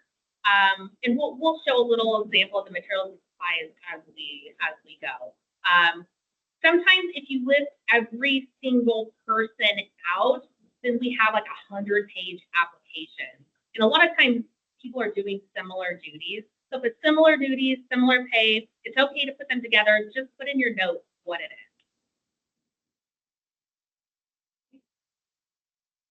Okay, our next category is contract. Contract is a section where you're contracting something out. Not necessarily like a one-time service, but multiple times where you're actually physically signing that contract. We have agencies that contract their dispatch services out, so that could count as a contract. In the past, we have some federal agencies enter into contracts with local agencies to do patrols. We know some of the federal lands are very big, they're very vast. You can contract with a local agency, a local sheriff, a local PD to come onto your land and help you with your patrol. We know that this year that's going to be very important, especially because there's big cutbacks. We know that seasonal can't be hired this year. So really get to know your neighboring, neighbors, talk about those memorandums, those kind of things. How can we all work together? Especially this next year, we have a new government change. We don't even know what that looks like, or we don't know what our budget's going to look like till after June. There's a lot of things in flux right now. Fortunately, you have to write your applications now before all of those things. So just think ahead. How can we cooperate, work together, and get somebody else some money too. Next slide, please. Oh wait, hold on. One more thing before we do that. This means that also the patrol districts get contract with their local counties to provide additional patrol time. Well, however, only one of those agencies can claim the time. So you both can't claim that time. So you're not double dipping. So you're not paying out twice if you are doing that co-op. Okay, next slide. Materials and supplies. So this is a fun thing. This is where you're going to be able to purchase all of the stuff, all the cool stuff, the helmets, the vests, the gloves, your other safety gear, your signage, or materials to create or place signs that talk about rules, hazards, or restricted areas, barriers to set up registration sound checkpoints, or mark off areas during enforcement actions or events. All of those rule things, all of these things needed that our LE team talked about earlier, this is where you can buy all the stuff for that. Okay. You can do brochures and pamphlets as a law enforcement under materials and supplies, but they have to be, when you're talking about rules and safety things, you cannot create a recruitment flyer because you're short-staffed. Okay, that's not what it's for. It's, we know everybody's short-staffed, but that money is not going to come out of here. It's strictly for educating the public. Okay, so if you're asking for PPE, be very specific in talking about your methodology. If you're replacing 4 of the OHV writing gloves, make sure you tell us why that you need 4 pairs. Don't tell me that you only have 2 people on staff, but you're asking for 4 pairs of gloves and not give me an explanation.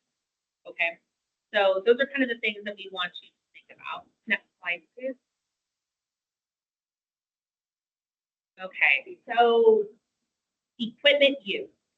In this category, we allow maintenance for OHV vehicles acquired with grant funds. Okay, maintenance shall be conducted by a licensed repair facility or agency personnel possessing comparable qualifications. Maintenance is per your manufacturer book. The one that you shove in your glove box that you never look at if something's wrong. That's the one we're talking about. Okay. Maintenance would include things like oil changes, filter replacements, and spark plugs. We do have a change for G25, so just note this next statement is only going to apply to this next grant cycle, G25. Okay.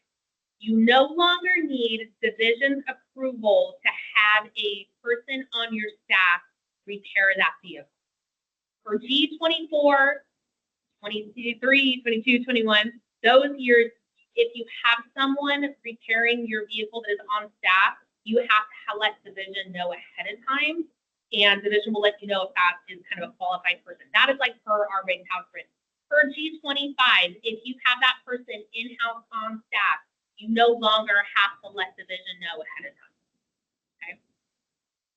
So don't send me your payment request for G24 without. Yes, question about.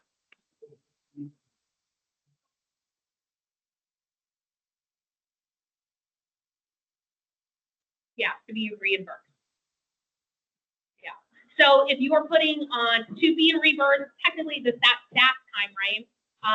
The oil filter, the plugs, those things that go along with that. If that shows up on your payment request, we might want to know, like, well, who did this? Did you buy the parts and take them to a repair place to have them done? In that case, you're more likely going to have an invoice from a repair place, right, that says oil change.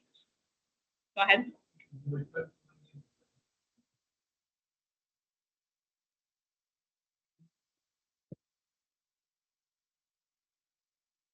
You guys do the federal government. Is there no person in your agency, like a maintenance mechanic, on staff? Then you would like to get just to the license repair facility, or the time would be indirect and everything else would be indirect the way the rate occurs. Okay. So let's talk a moment about use fee. A use fee may be charged with in accordance with the grantee's local fair market rental rates or the grantee's actual cost. It shall never exceed the grantee's actual cost. The use fee shall cover the use of the equipment for project activities. A use fee may only not be claimed on equipment not purchased with grant funds. If we bought it, it's eligible for maintenance. If you guys bought it or you're renting it, it's use fee. Okay.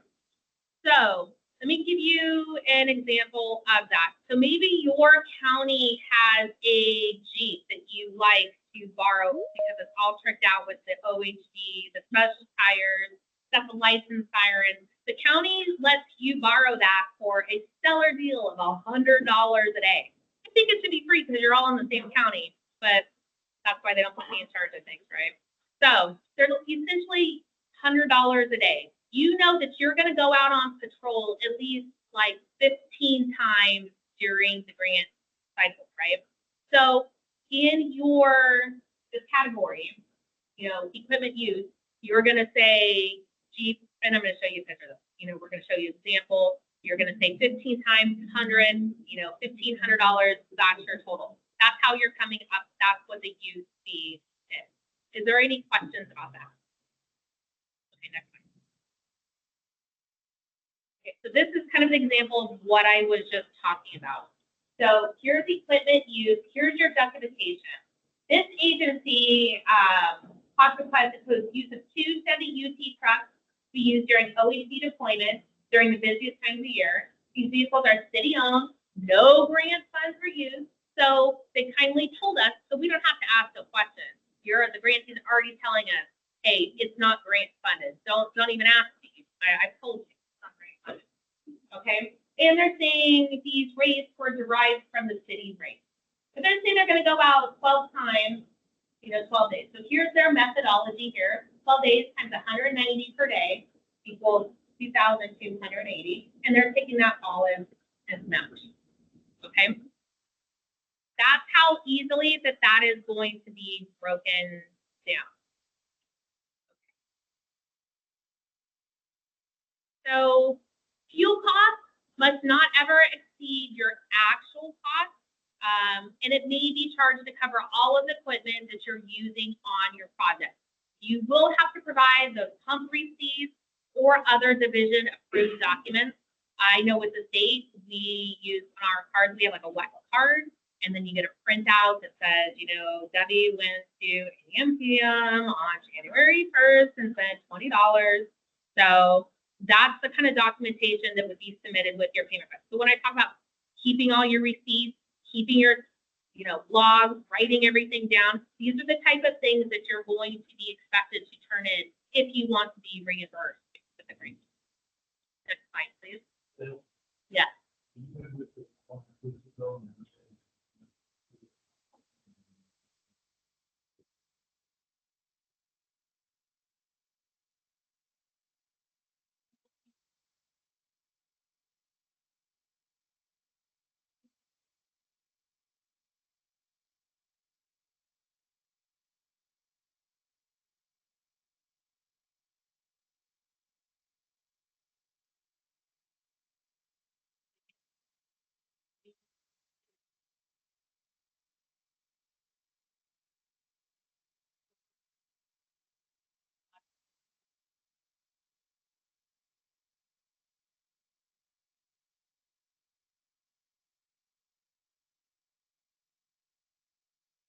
Is there any other questions? So in our county, we do several figures for off during the non-funded vehicles. Every year, it changes. Just trying to get ideas here for me.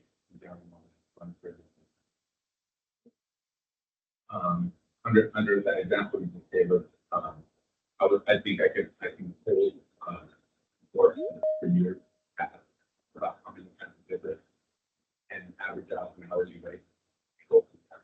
I would speak with my reps about it, but again, trying to generate some more math. Sure. So for the purposes of your application, so that's good. So I would suggest going back and, pulling, kind of getting an average, seeing if you have that amount, that's what you're going to put on your application. Okay.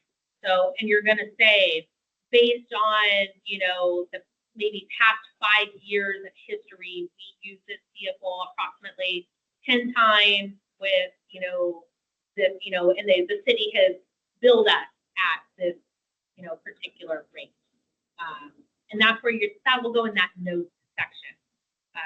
So it is a project cost estimate. We say it's an estimate. It's subject to change. So maybe that amount, maybe they have been billing you $20 an hour the last 5 years, but all of a sudden we're $20, $25, and now it's $30 an hour. So what you're going to do is once you're funded, then you have that conversation with your grant administrator and you do a reallocate request to come back and say, hey, the amount has changed. We need to move some funding around to cover it. Worst case, put it in your application, and then if division has questions about it, they're going to respond back to you with that, and they'll give you the opportunity to clarify more. It's either a go or a no-go, but I think based on what you said, that's probably an element.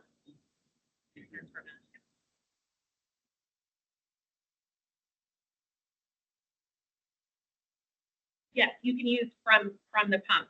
Yep. And then, so when you do turn those fuel receipts in, everything in your project is going to tell a whole story altogether, right? So if you have a fuel receipt for January 1st, most likely you're going to have a patrol outing listed somewhere for patrol 1st, right? And then you're going to have staff listed that went out on patrol 1st. So when your grant administrator like myself, when we're looking through these, it kind of tells it all correlates together. It all makes sense of why things are done on the project. Especially if you were ever to be audited. Those are things audits are going to look for, that everything correlates to each other. Those dates, those times, those outings. And also your project accomplishment report, which we'll talk about a little bit too. That's where you list all of your activities for the year. So those will, if you're turning in 100 receipts, right? But your PAR says that you only went out once or twice, that doesn't make sense, right? So everything needs to flow and add together. So you're basically just kind of telling us the story of your whole project here when you're turning this payment. Okay, so equipment purchases. You'll need to make sure that your project describes a need for a particular piece of equipment. You should not tell us you have a big problem with trespassing and all of these people are unhappy, get people complaining, but you're only going to go out and do 2 or 3 patrols a year. That doesn't make sense, right? Because if you have all these unhappy people, you have all of these problems, and you need all of this new equipment, but you're only going to use it once or twice. And the reason why I say that is because we see that actually happening. And with our funding so tight this year and getting tighter each year, we really want to make sure that those money that's going out is being spent on areas that really need those new pieces of equipment. So please keep that in mind, that if you don't really need that new equipment, if you can make it another year or so, maybe hang off that another year. Okay. The vehicle you ask for should match the terrain in your area. If you're asking for upgrades to a new vehicle, you should list those as a separate line item. So you're going to list your vehicle, your Jeep, your G25, Jeep, right? And then on another line item, you're going to have lights, another like sirens, those upgrades, those skid plates, all those things that you need. Line item those out so we can really see where the costs are coming from. If you just put $120,000 new Jeep, we're going to go, whoa, that's really expensive. Where did you even get that total from? So really utilize that note section put your notes, your methodology on there, but also go ahead. It doesn't hurt to create an extra line item. That just makes it cleaner, easier for people to understand. Okay. And just know that even if you're asking for that whole new vehicle, there may not be enough funding to fund that. So you may have to have a backup plan of how are you, maybe the division only gives you 25,000 of the 50,000 that you're going to need. Where are you going to come up with that other 25,000? Is that going to come from match? Is it going to come from another grant source? So just keep that in mind is when you're asking for this, you may not be fully funded for that. Okay. You can purchase an OHV vehicle and use it for other purposes. Let me give you an example and let me tell you how this from going to Elizabeth. Okay, so very important. Say you buy a truck and during the summer, you're going to take that truck out for patrol. For like 6 months, you're going to go out, you're going to patrol for OHV. Summer's a bad use. Let me say, because it's so hot in summer, nobody wants to go. Let's say winter and spring, you're going out for OHV patrol. But during the summer, you want to use that truck to pull your boat to do boat patrol. Okay, you can do that. But we're asking you to be honest and transparent with us when you do that. So in your application, you're going to list this $100,000 vehicle. And you're going to say 50% of the time is going to be spent on OHV patrol using this vehicle. 50% is going to go to coding. And we're going to say, that's great. Thanks for being honest with us. We appreciate that. We're going to pay for 50% of that vehicle. That's where that comes from. We're not going to pay 100% of that vehicle for you to use it for a different boating program. That's just not how we roll. We want our money to stay with the OHV department. Okay? But there is that option for you to do it. Just put it out there. Just let us know that that is what is going to be happening. Is there any questions about that? And you cannot claim that other percentage match because it's 100% in the OHV program because it's part of the application program. Okay, next slide. Okay, another pop quiz time. And I do have a bonus question for Candy. I've been slacking on the candy, so I think Jessica walked away with the candy. I think she thought I was done. She's not even in the room. Okay, everybody got a good look? All right, next slide.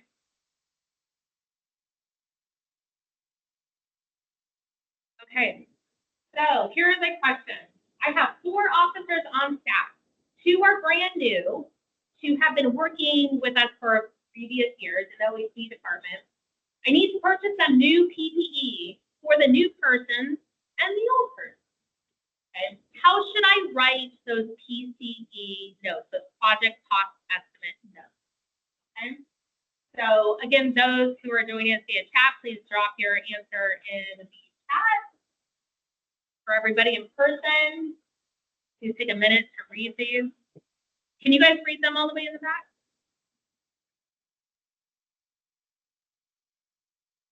Are you reading them?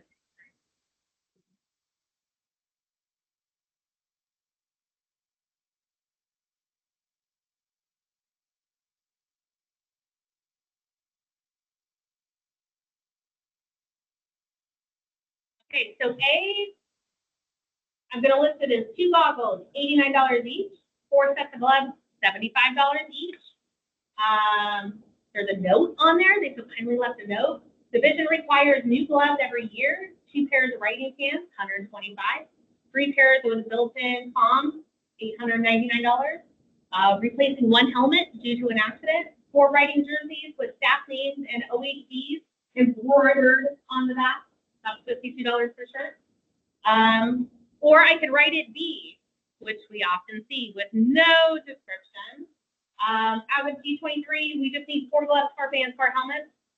Or C, which is pretty much the same as A, except there's a note on the bottom that says no replacing 1 helmet due to accident, 4 writing jerseys, not ordered in previous grant cycles. It looks like they just the embroidery on. So what do you guys think in person and on top? What do you think? A, B, or C?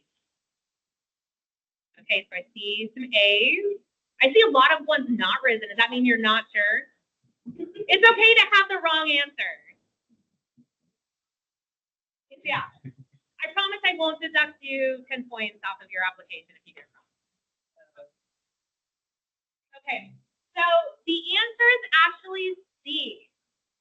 So very good for those who have CF. The reason why, the difference between A and C is that embroidering. We do not pay for the embroidering of that. We will pay for the writing jersey because it is PPE, but as far as putting staff names, logos and stuff, we will pay for it, but that's in the indirect category, and we're going to talk about that in just a minute. Okay, so good job. Let's go to the next slide. Oh, actually, before we go back. Just one slide. Okay. One more. Yeah. Okay. Now go back again. Okay. On that slide, what do you guys think is the most dangerous thing that was on that slide with the kids on there? Did anybody catch it? Okay, good. They're not wearing their helmets. What else? Did anybody see anything else besides not having any PPE here? Very good. So Jessica, hand candy out to people who said snake. Or if you just need candy, raise your hand because Jessica's going to come bring you candy anyways. Yeah. Sugar these people up, guys. They need to. It's all good. Next slide here. Please eat some candy, eat some sugar. I know my content can be kind of dry. Go forward no more. Did you guys see the snake? Go back. You can see the snake right down here in the. Yeah, we need candy over here. We got some snake identifiers. Oh,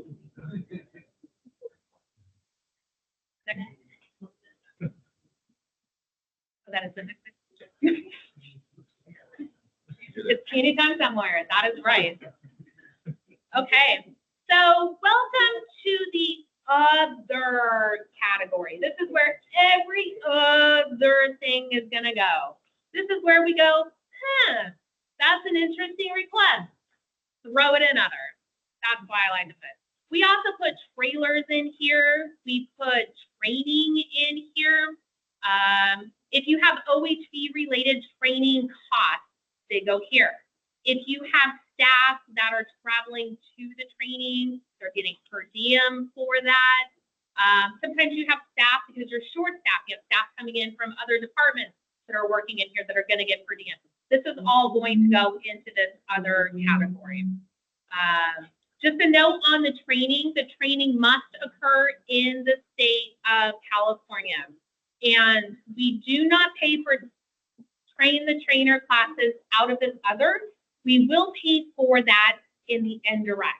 So if you have somebody on staff that it makes more financial sense for your agency to have someone MSS certified because you have to have your staff trained each year, we will pay for that person to go get trained. It just needs to be in the indirect category. Okay. See. For those of you who are non-federal, please remember that the state per diem has changed and you're required to use our state per diem rates. So make sure that you check page 18 in our regulations for that current policy. Make sure that you're billing and giving out that correct amount. Any questions?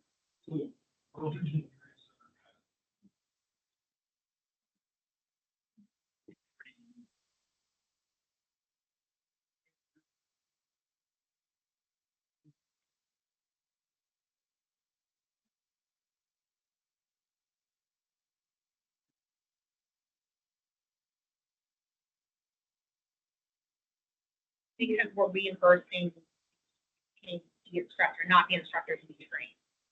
That's the difference. So what if the entire report worded is not what's here or in your submission? But we can talk more on the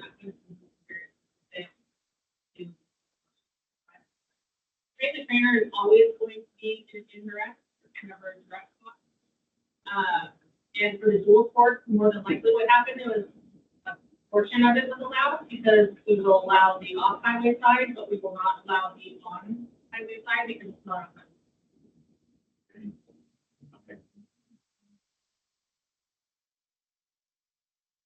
Yeah, we'll have to talk about it offline. Yeah. Talk to Jim Grady offline. That's my suggestion. Now, talk to your grant administrator first, and we'll pass that to Jen. She's busy. We don't want to bog her down with stuff. Is there any other questions about that? That's a good question, though. Anything on the chat? Yeah, perfect. Okay. Okay.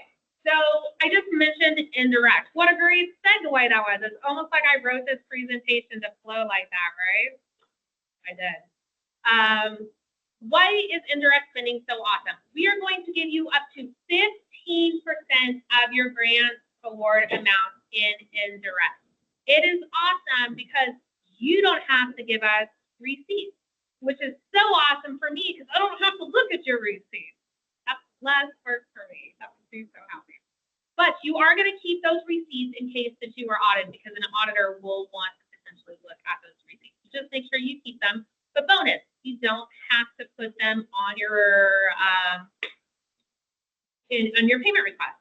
But you will put a little note on your payment request just to kind of say if it was office supplies, if it was staff time. You need to put a little something. Also, when you're writing your application, you'll put a little note as well what that indirect you're intending to spend it on. Okay, so don't just put blank. Put a little bit of statement. You just don't need to go super in depth. Okay. What is also awesome about this is the indirect category as far as staff goes helps to pay for all of those behind the scenes staff people that really make your project get done. A lot of times we focus on LE, we talk about the people actually doing the boots on the ground, doing all the patrols. But there's usually a whole slew of people that work behind the scenes that really put your project together for you, right? Those are your grant admin team. Those are your accountants. Maybe those are your auditors. You know, maybe the chief police's secretary. There's all kinds of people that work behind the scenes to make these grants work for you. Okay, those type of people, those budget analysts. So shout out to all you people. We see you. We appreciate you. We know you're there. Okay. These people, they're not directly related to boots on the ground, right? They're not out there, but they're indirect related. So their staff time is going to go on indirect. Okay. Just like your printers, your office papers, your pens, your paper, your storage containers, all of those things you need to get your job done, but they indirectly help you. Okay. That's what's going to go into this indirect category. Okay. So next time you think about indirect spending, just think about all the unsung heroes, you know, of the OHV world that are keeping things smoothly and running. Any questions about indirect? Yeah. One question. I saw trailers on the indirect. Does that mean that no longer your direct purchases or for one to buy a trailer? Oh, trailer. Snowmobile. Is that part of the indirect now? That trailers, you can purchase trailers. They will go in the other category. Yeah.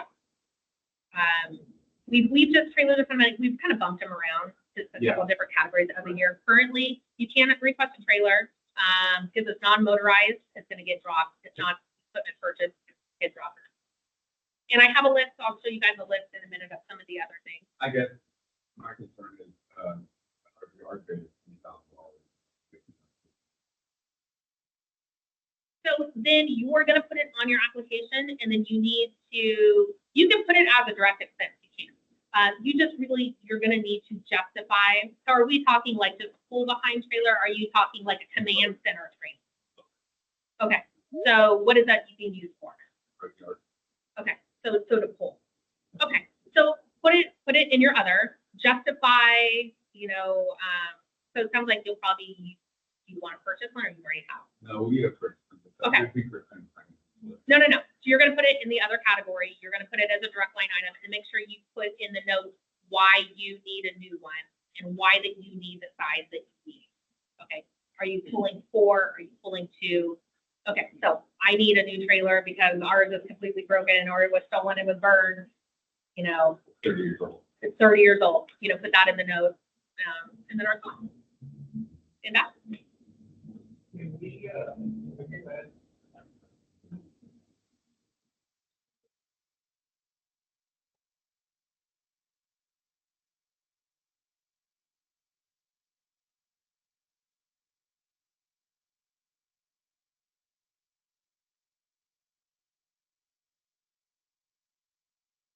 So that is a very specific question, and I would say talk to your assigned person about it because there's a lot of logistics that go into that. I'm not saying no that it couldn't, but then there's a lot of times that if it's the building of a structure, that might be a development project. It just depends on size, regulations, what's used. There's more to it than kind of what a simple answer. So the question was, can we build kind of a storage shed container that store vehicles in? Sure. Like a tough shed, right? It just depends too, because some of those you have to have, like, you have to put the concrete down, you know, are you going to then need lighting on the inside? Is it going to have air? There's a lot of, I think, little questions and logistics. So it's not definitely a no, but I would say just talk to your assigned person and we'll guide you in the right direction. Any other questions?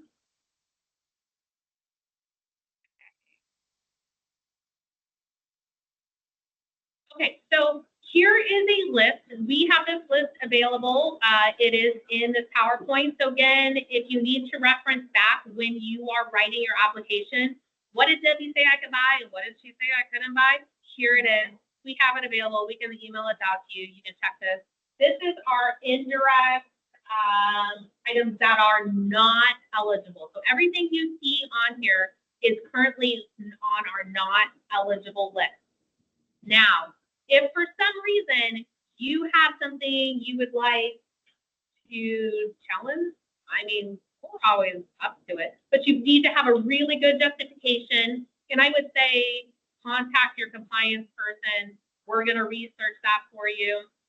This list is very old. It hasn't been updated in a while. We know that. We recognize that. We have this conversation with our LE team just the other day. So it is something that we are talking about. We are having those conversations.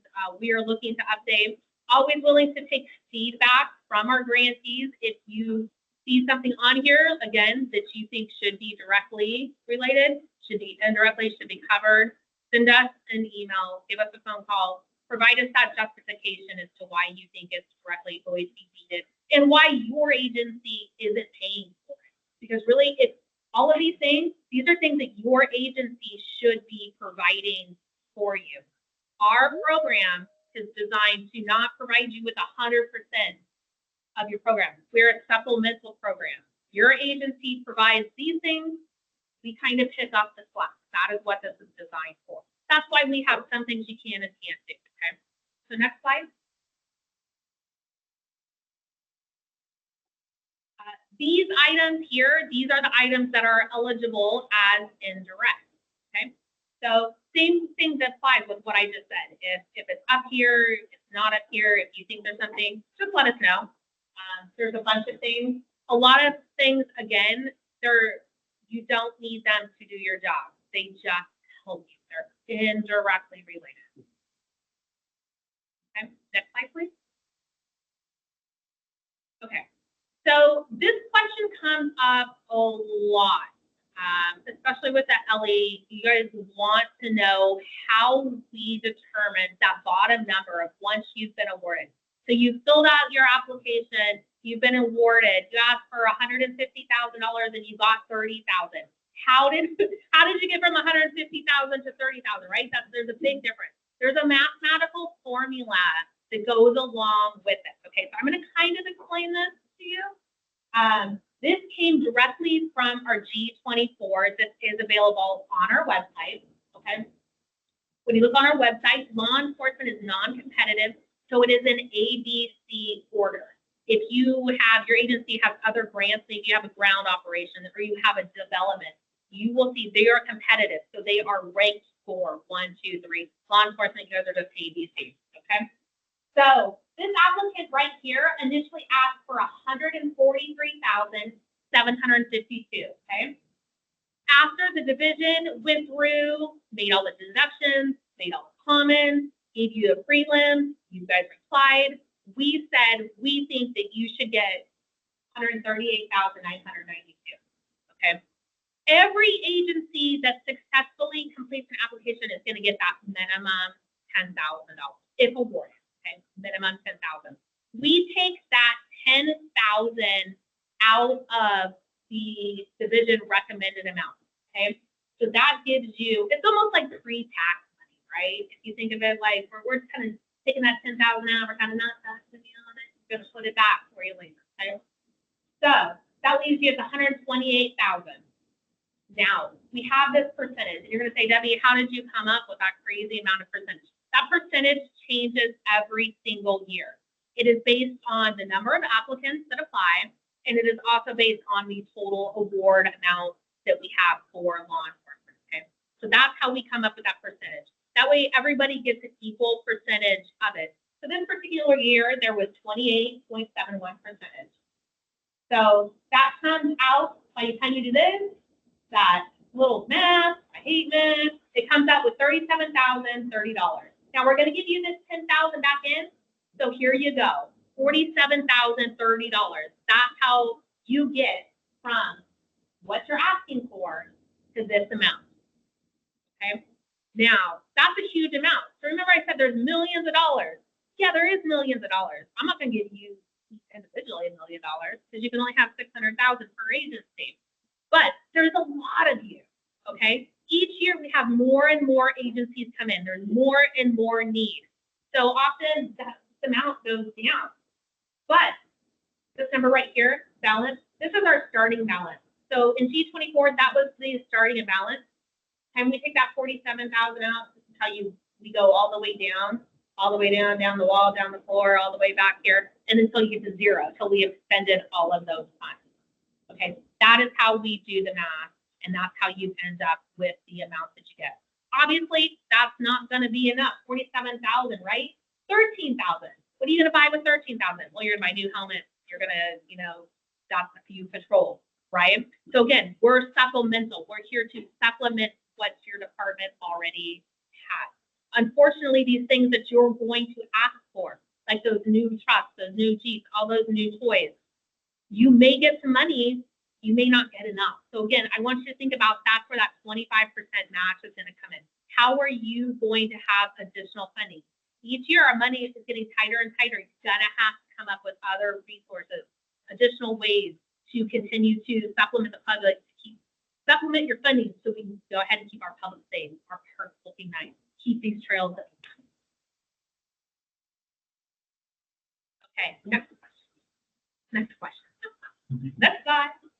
Okay, the pop quiz. Okay, looking at this, talking about like indirect things that are directly related. Just give me a shout out. You need more candy? Steph will bring you more candy, although I don't know where the candy is. The candy is still in the bag. It's very good. Who can tell me what they think is, raise it down. Candy, strap, storage, office equipment, what do you think is allowed in here? Go ahead. All of it? You think all of it's allowed? It's indirect? You guys are going to use my job. Yeah.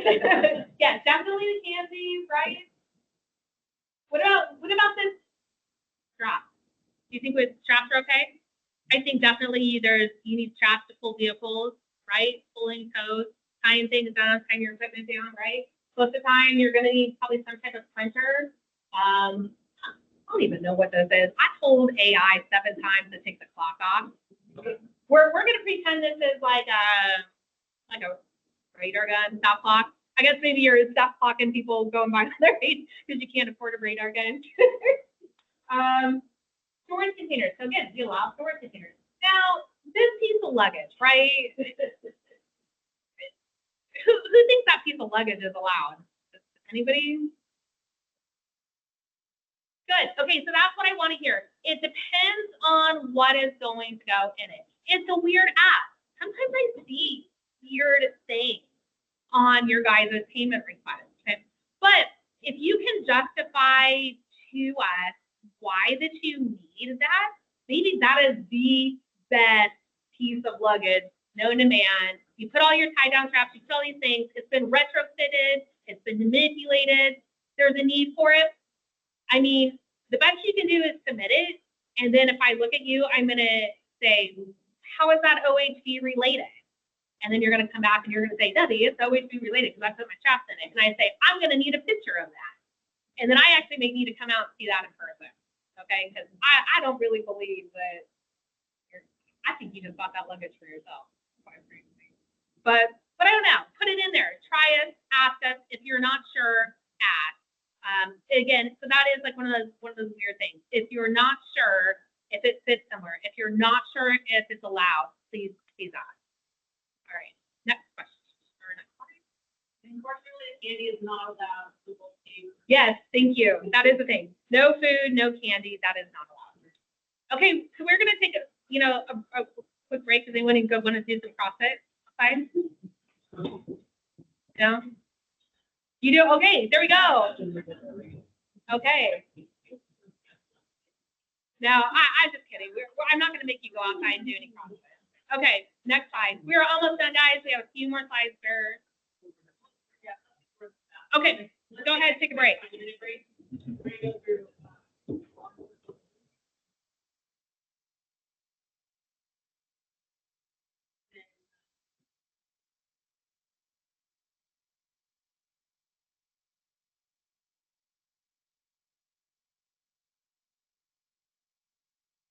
There's candy in the lobby out there.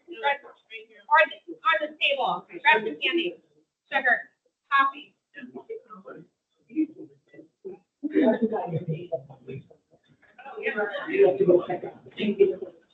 Oh.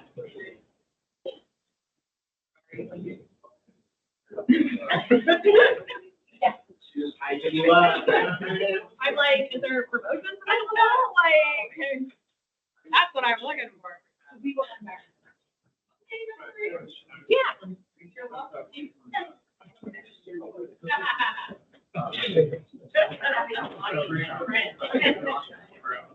Yeah.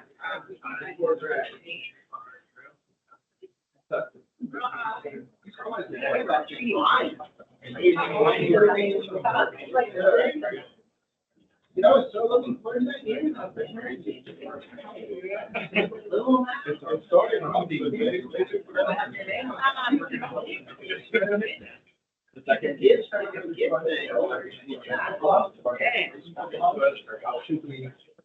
That's so recovery. So are you using it for this only instrument? Paulina.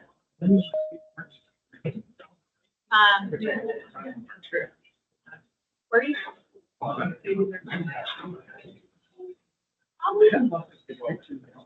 Probably. I mean, it's a separate company.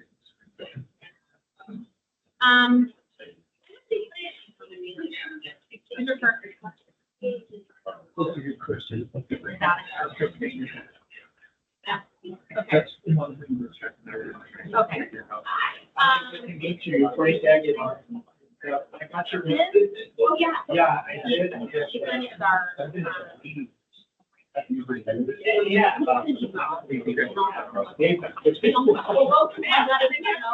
Right, so I got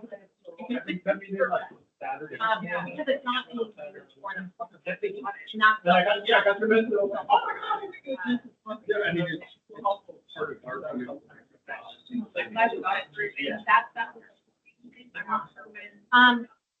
If Yeah. so, We how have to do it in that. keep that in mind.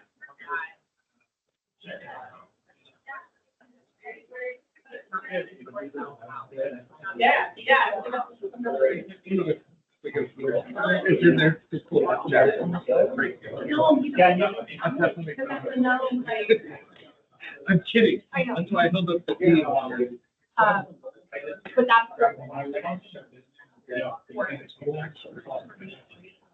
We didn't get it. And we're gonna- The first thing are not free.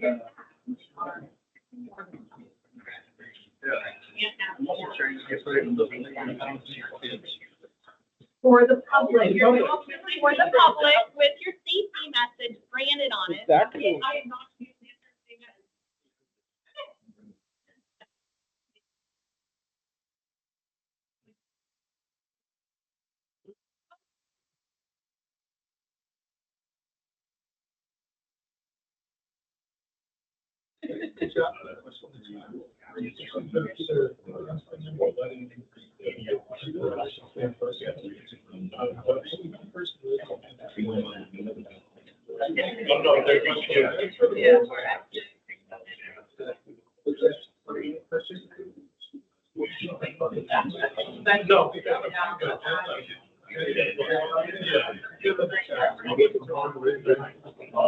You know, I think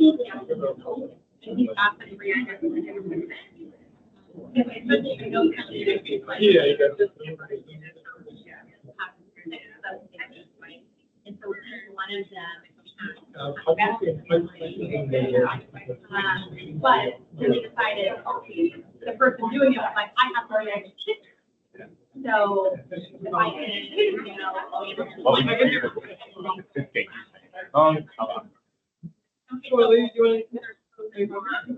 No.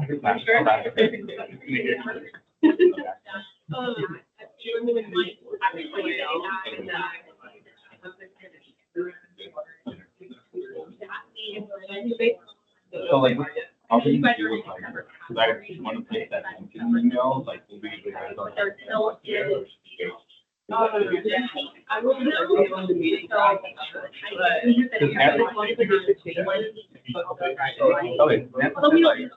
then all the supplementary, second email. They're meeting, you have to get out loud, they're meeting. I just want to get it out of my queue. Go.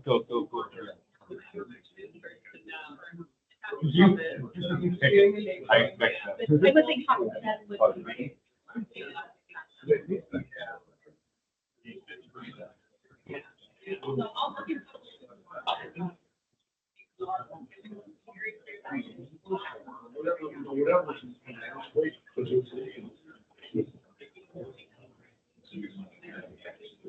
Yeah, I think there's that much.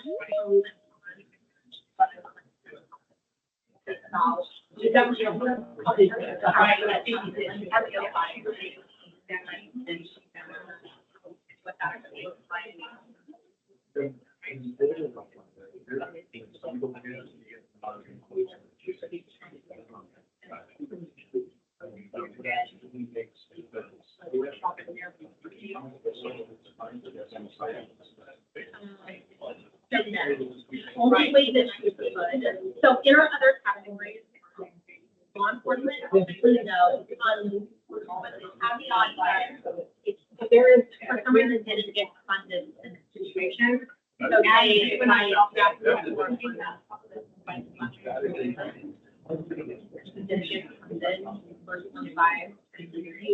That I think, but the problem is because like technically we're paying it. You just have to do it before the card, ask for that before. And sometimes you don't know because it's not applying until January and your project's already ended. So it's a little odd, but that's really good. If it's like you said, we'd rather that money than back and get the back and forth.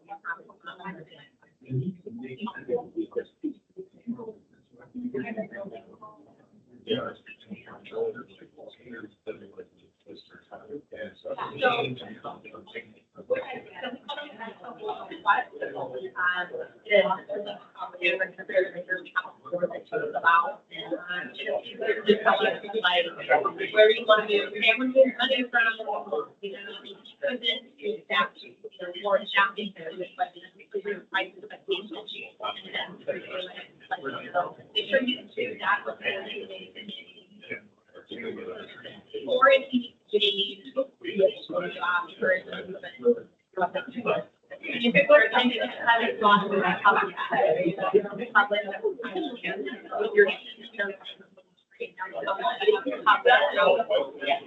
has to be looked at. The reality.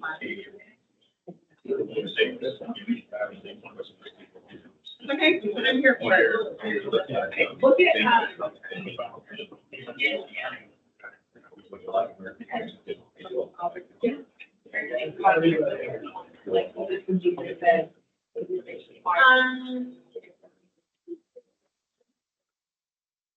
that might be generally.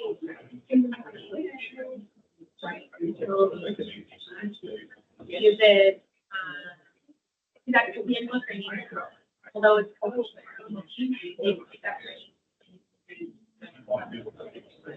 Our sense is like not. It's not helping, right? But technically that's how, if it was, it's always builders like, yeah, something like that, and you're like, we're generating, but I'm not gonna say no, but it is, most likely it's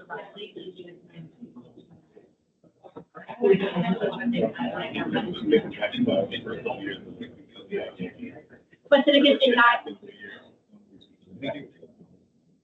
my argument is that that's something that needs. Sure. Yeah, I want to get. Make sure you hear about that. We would run into it out. After you, and that's our built writing. Review, okay. We don't want to know how it is. They're not on our, you know, like, yeah, but, it's just, right, and you do. I'm just trying to attract more We don't want you to spend. of those folks for our county.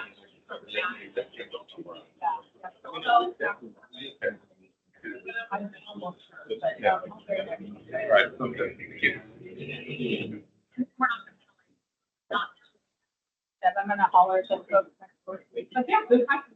Yeah, talk to Jen about that.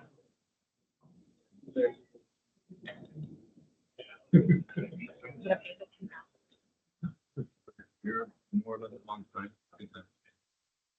I feel like. You know, you just have to. Is there any for like 4 hours to max? So you're first, you gotta make What time are we at? 11 a week. Maybe they'll have to know. But like, But with the rotation.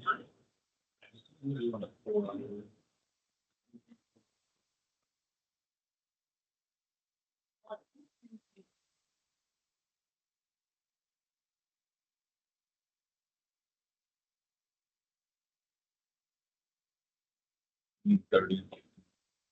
Okay, perfect. Oh, what, keep it. 8:30 to 12:30. But 3:15, 15 minutes. You have like 20 minutes. Yeah.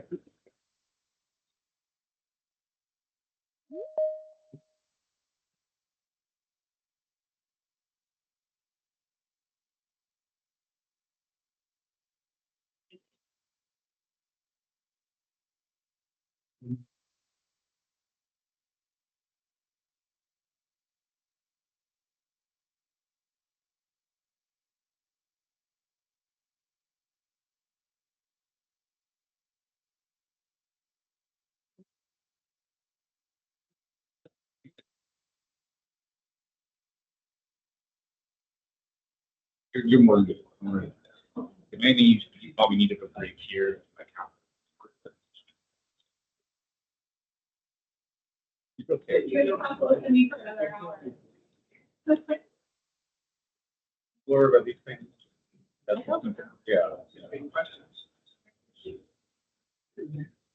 More sugar. More. Okay. People down there.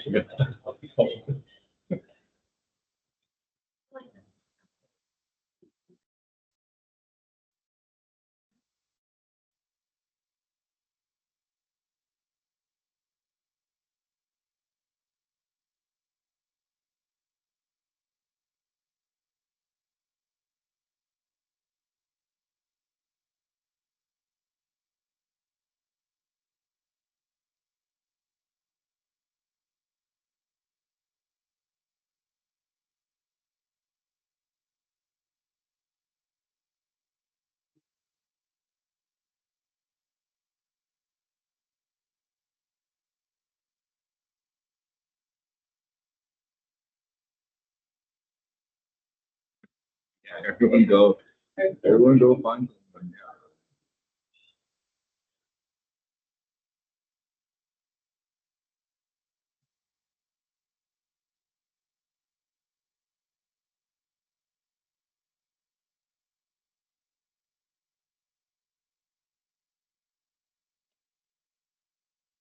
Okay, we are going to go ahead and get started with our next section. This is called the law enforcement needs section. Okay, so this is kind of the second half of your application. At this point, you have already provided us your history of your agency. You've told us some of you a little bit about your needs. You have given us project cost estimates. So this is the next component, the needs section. Okay, so we're going to kind of go through this, break down. This will be a section of this presentation that while you're writing your application, you may want to come back and listen to this because I'm going to break down some specific questions to this. I don't expect you to write it all now. I don't expect you to remember it all now. This is why we're recording it so that you can come back and watch it. But I'm going to try to make this as easy as possible for you guys because sometimes it can be confusing and sometimes you guys miss the mark. And if you miss the mark, it's not necessarily it's your fault. It's because we did not provide you with enough guidance to get the questions right. Okay? So at this point, you thought you were done earning that free money, right? You would be wrong. We do have 4 more sections. Some of them are a little similar, but let's just dive into it. This is, next slide, please. This is what our needs section looks like. This is number 1, the needs assessment. The question is, describe the proposed enforcement project, including the geographical area served, educational outreach, and circumstances to the applicant. Okay, I know what you're thinking. You're like, Debbie, are you kidding me with the word problems, right? How many questions can you ask in one question? There's a lot of things going on here. So really my tip for you is to kind of chunk these word questions down. You know, I think we probably all learned this in what, like 4th or 5th grade to chunk your, questions down to word problems. This is really want you to think back and tailor that rudimentary elementary school training. I know for me it's been a while, so let's talk about this. Next slide, please. Okay, so I have broken it down here into sections. The first one is define the geographical area served. You're going to tell us the specifics, the size of the county, the field office, and noting any relevant topographical, talk about chunking down words, right? Topographical features. That's kind of the first part of that, all right? The second part is detail any OET educational outreach and search and rescue activities. The third is describe the circumstances unique to your agency and the project.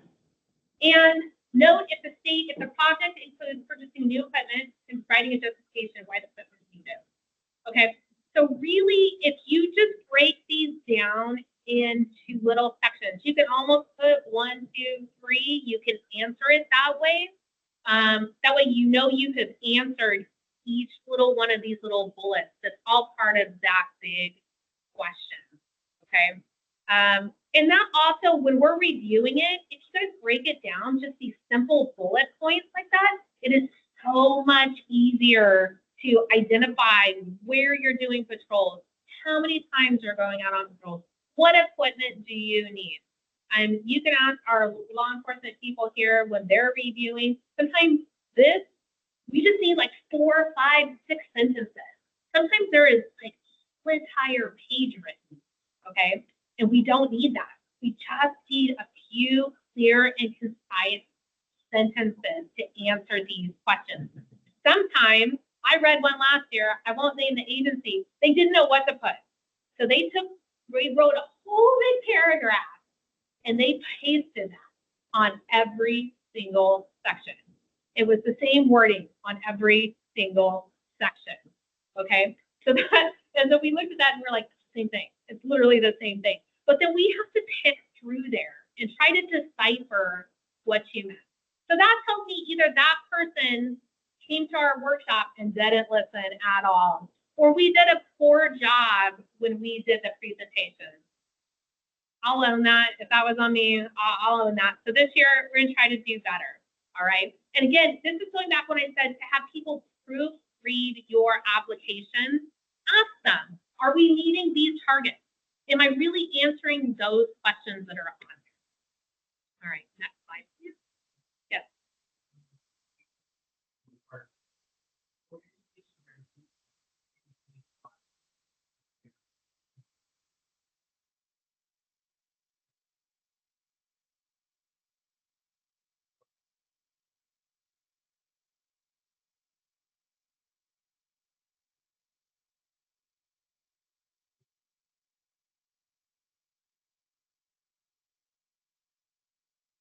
Yes. Jen says yes. Jen Grady says yes. Because that is part of, it's not just specific to, although we always talk about specific to our application, that is kind of, this is more like kind of your agency as a whole. So when we're asking what your educational needs are, that is fine to go ahead and list those additional activities that you do. Although you may not be receiving reimbursement funds, that is part of an educational component to your agency. That's really what the question is asking. Okay, so item 2, project covered. In this question, your agency is being asked to describe the number of miles, acres, or square miles patrolled. Make sure you specify the size of the patrol area covered in miles and or acres. Indicate whether your agency is patrolling and or performing other project activities outside your area's jurisdiction. This is particular for cities and counties who patrol outside your city jurisdiction.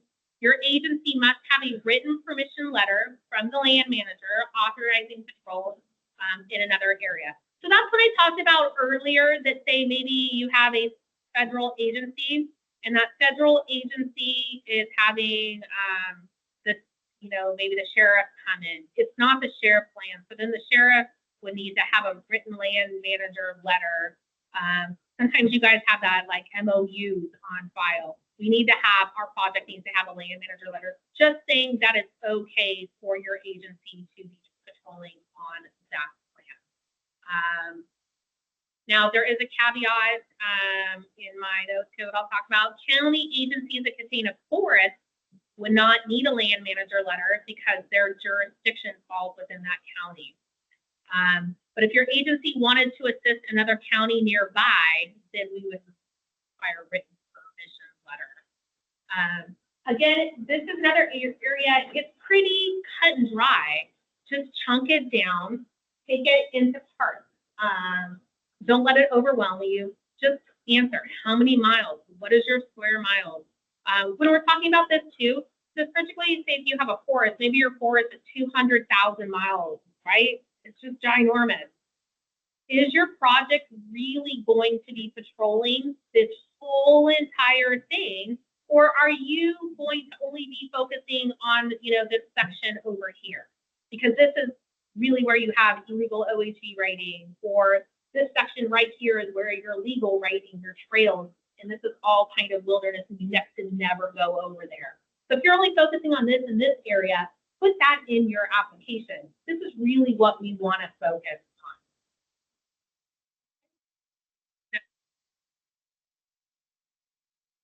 on. Item 3, patrol. Okay. This section, we would like your agency to describe the frequency of patrols. In order to do this, again, break this down.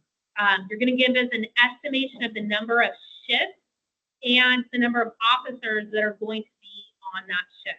This is going to match up with what you put your project cost estimate. Sometimes people do their applications kind of out of order, so maybe they'll do this section first, and they're going to say, we're going to do all these patrols, we're going to do 100 patrols a year, and we're going to go 80,000 miles, and we look at their project cost estimate, and they're like, oh, we only really need two staff, and we're only going to do a couple. It doesn't match. So everything you put in your application is going to tell a complete story, all going to wrap together. Make sure that it matches up, okay? You're going to outline the number of days allocated for patrol per week. Make sure your agency response considers weekends, holidays, those big special events. We know a lot of you have the same events year after year. You know that you have a big 4th of July. Your desert is just hopping, you know, for Thanksgiving. I was out for, what was I out this year? Not veterans. Halloween. Boy, Halloween out in the desert. It was just crazy. I'd never seen so many people in my life in one area with their OHVs, with lights and whips and costumes. It was crazy. I had the best time. Okay. That is something that is unique to your area. So when we're asking you these questions, you know, what is unique to your area? What is special about your area? These are the type of things that you want to talk about. But you know, for that Halloween event, this agency had like 30 other agencies that came in and worked with that. Okay.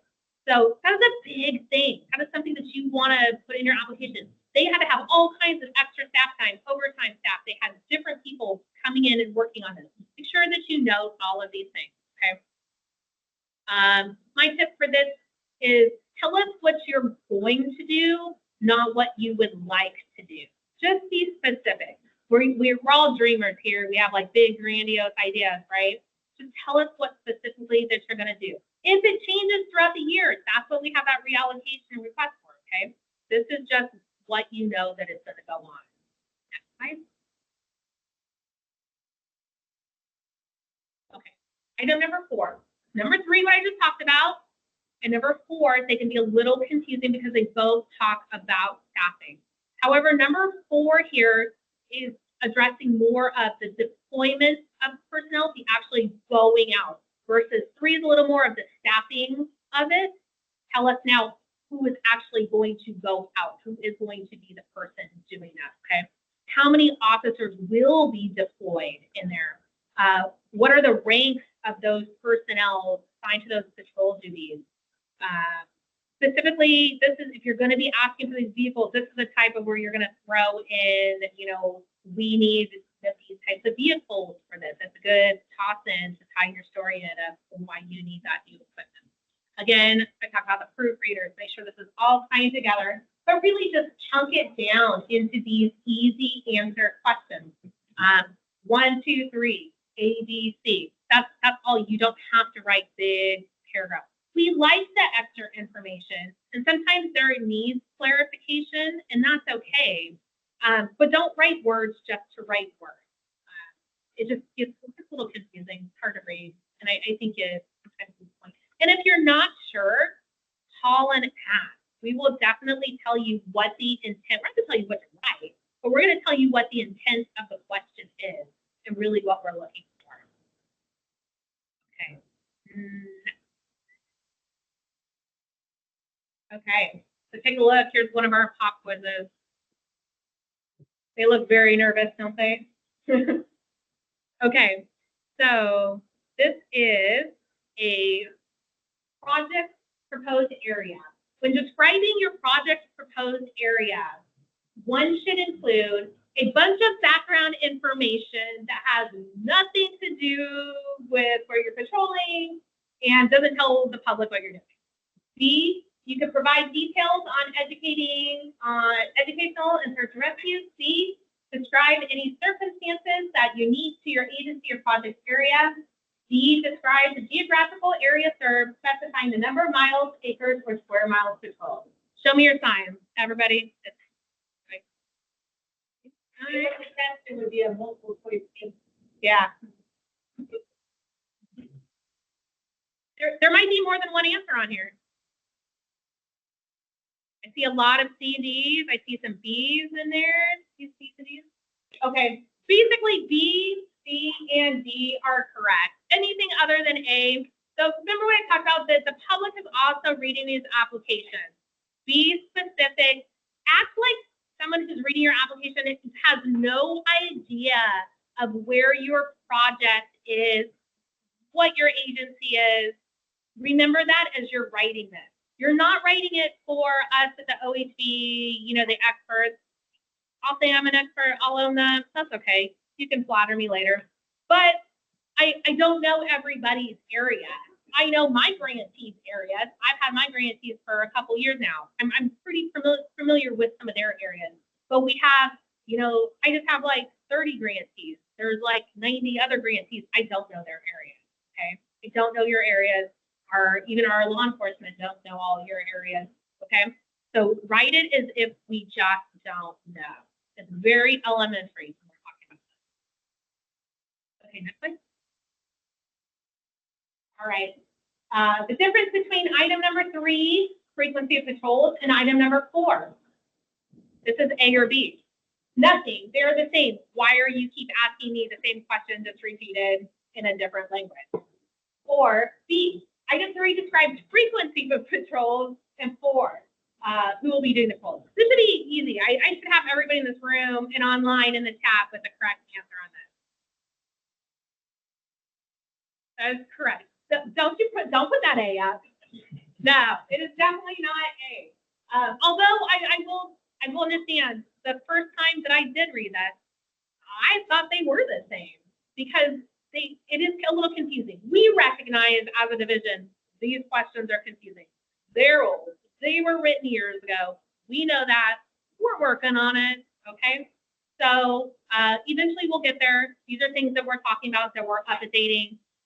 They are what we have right now. So let's just use what we have and we'll fix them going forward. Next slide, please. Okay, so that was the needs section. This is the project certification section. There are 11 items in this particular section. Remember I told you guys, you cannot just sit down and knock this application out in 5 minutes. I have been now talking almost 2 hours and I haven't even touched on the thing. So there's no way you can just sit and do this in one afternoon. It really does take time to put some effort in it, to think ahead, plan what you need, all right? I am not gonna go over all 11 of these. Some of them are very easy, some are true or false. I'm just gonna hit on, I think, about 5 of them that people have the most questions with. This is number 1. Identify areas with high priority law enforcement needs because of public safety, cultural resources, sensitive environment habits, including wilderness areas and critical environmental concerns. Wow. Okay, so that's a whole mouthful, right? And to me, it's like almost like, what are you even asking? What are your priorities on this? For the next slide, please. So again, my favorite thing to do is just chunk these questions down.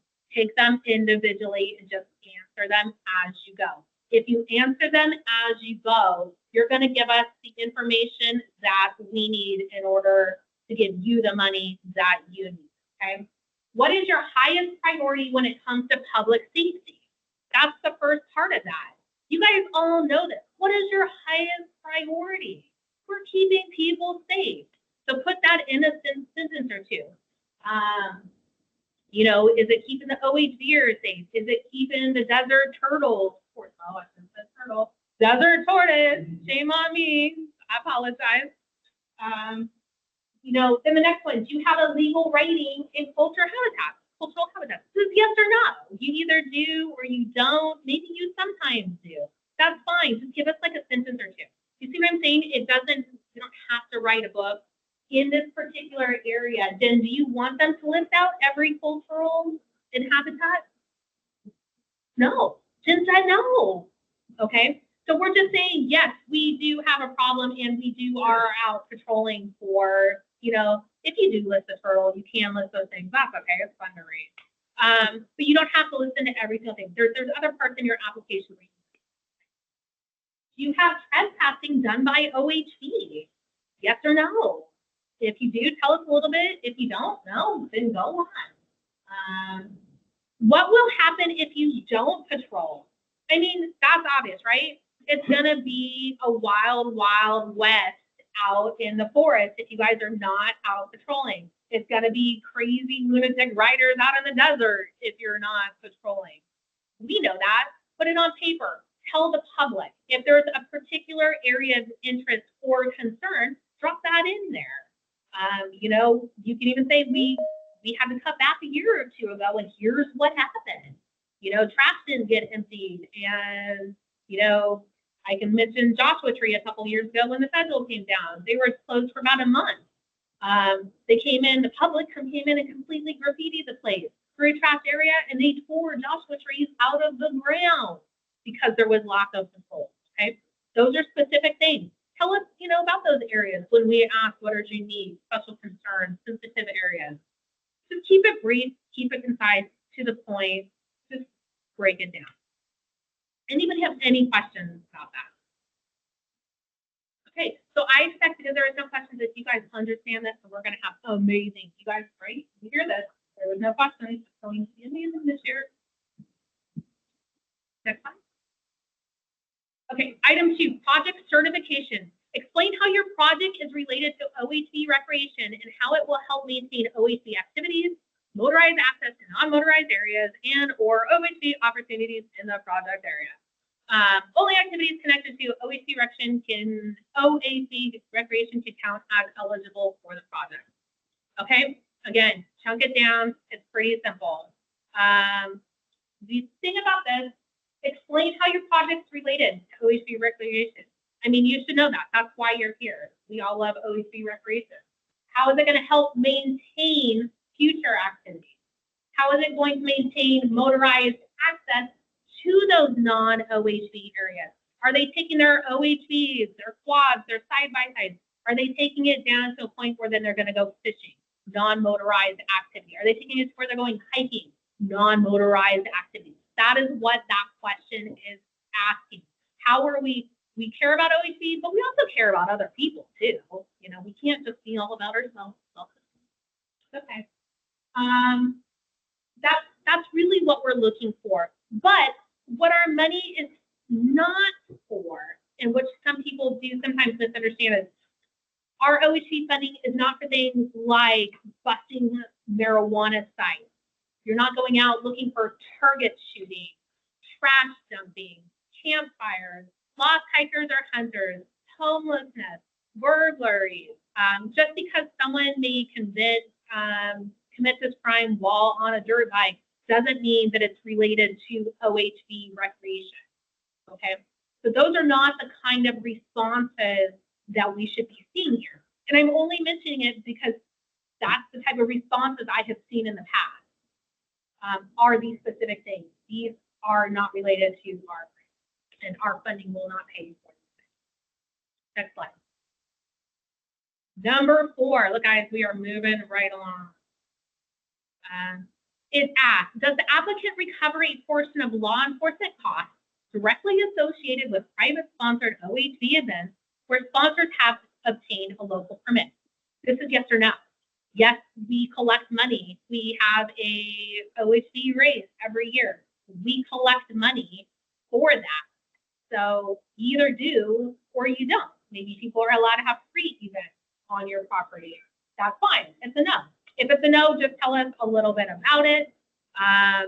Just know that events that are not open to the public, you cannot use OHV funds for.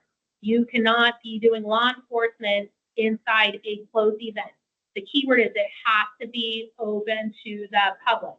Now, you can patrol outside of that event. That is legal. You're doing OHV. You're monitoring outside. Because when people leave the event, they're drunk. They've had a good time.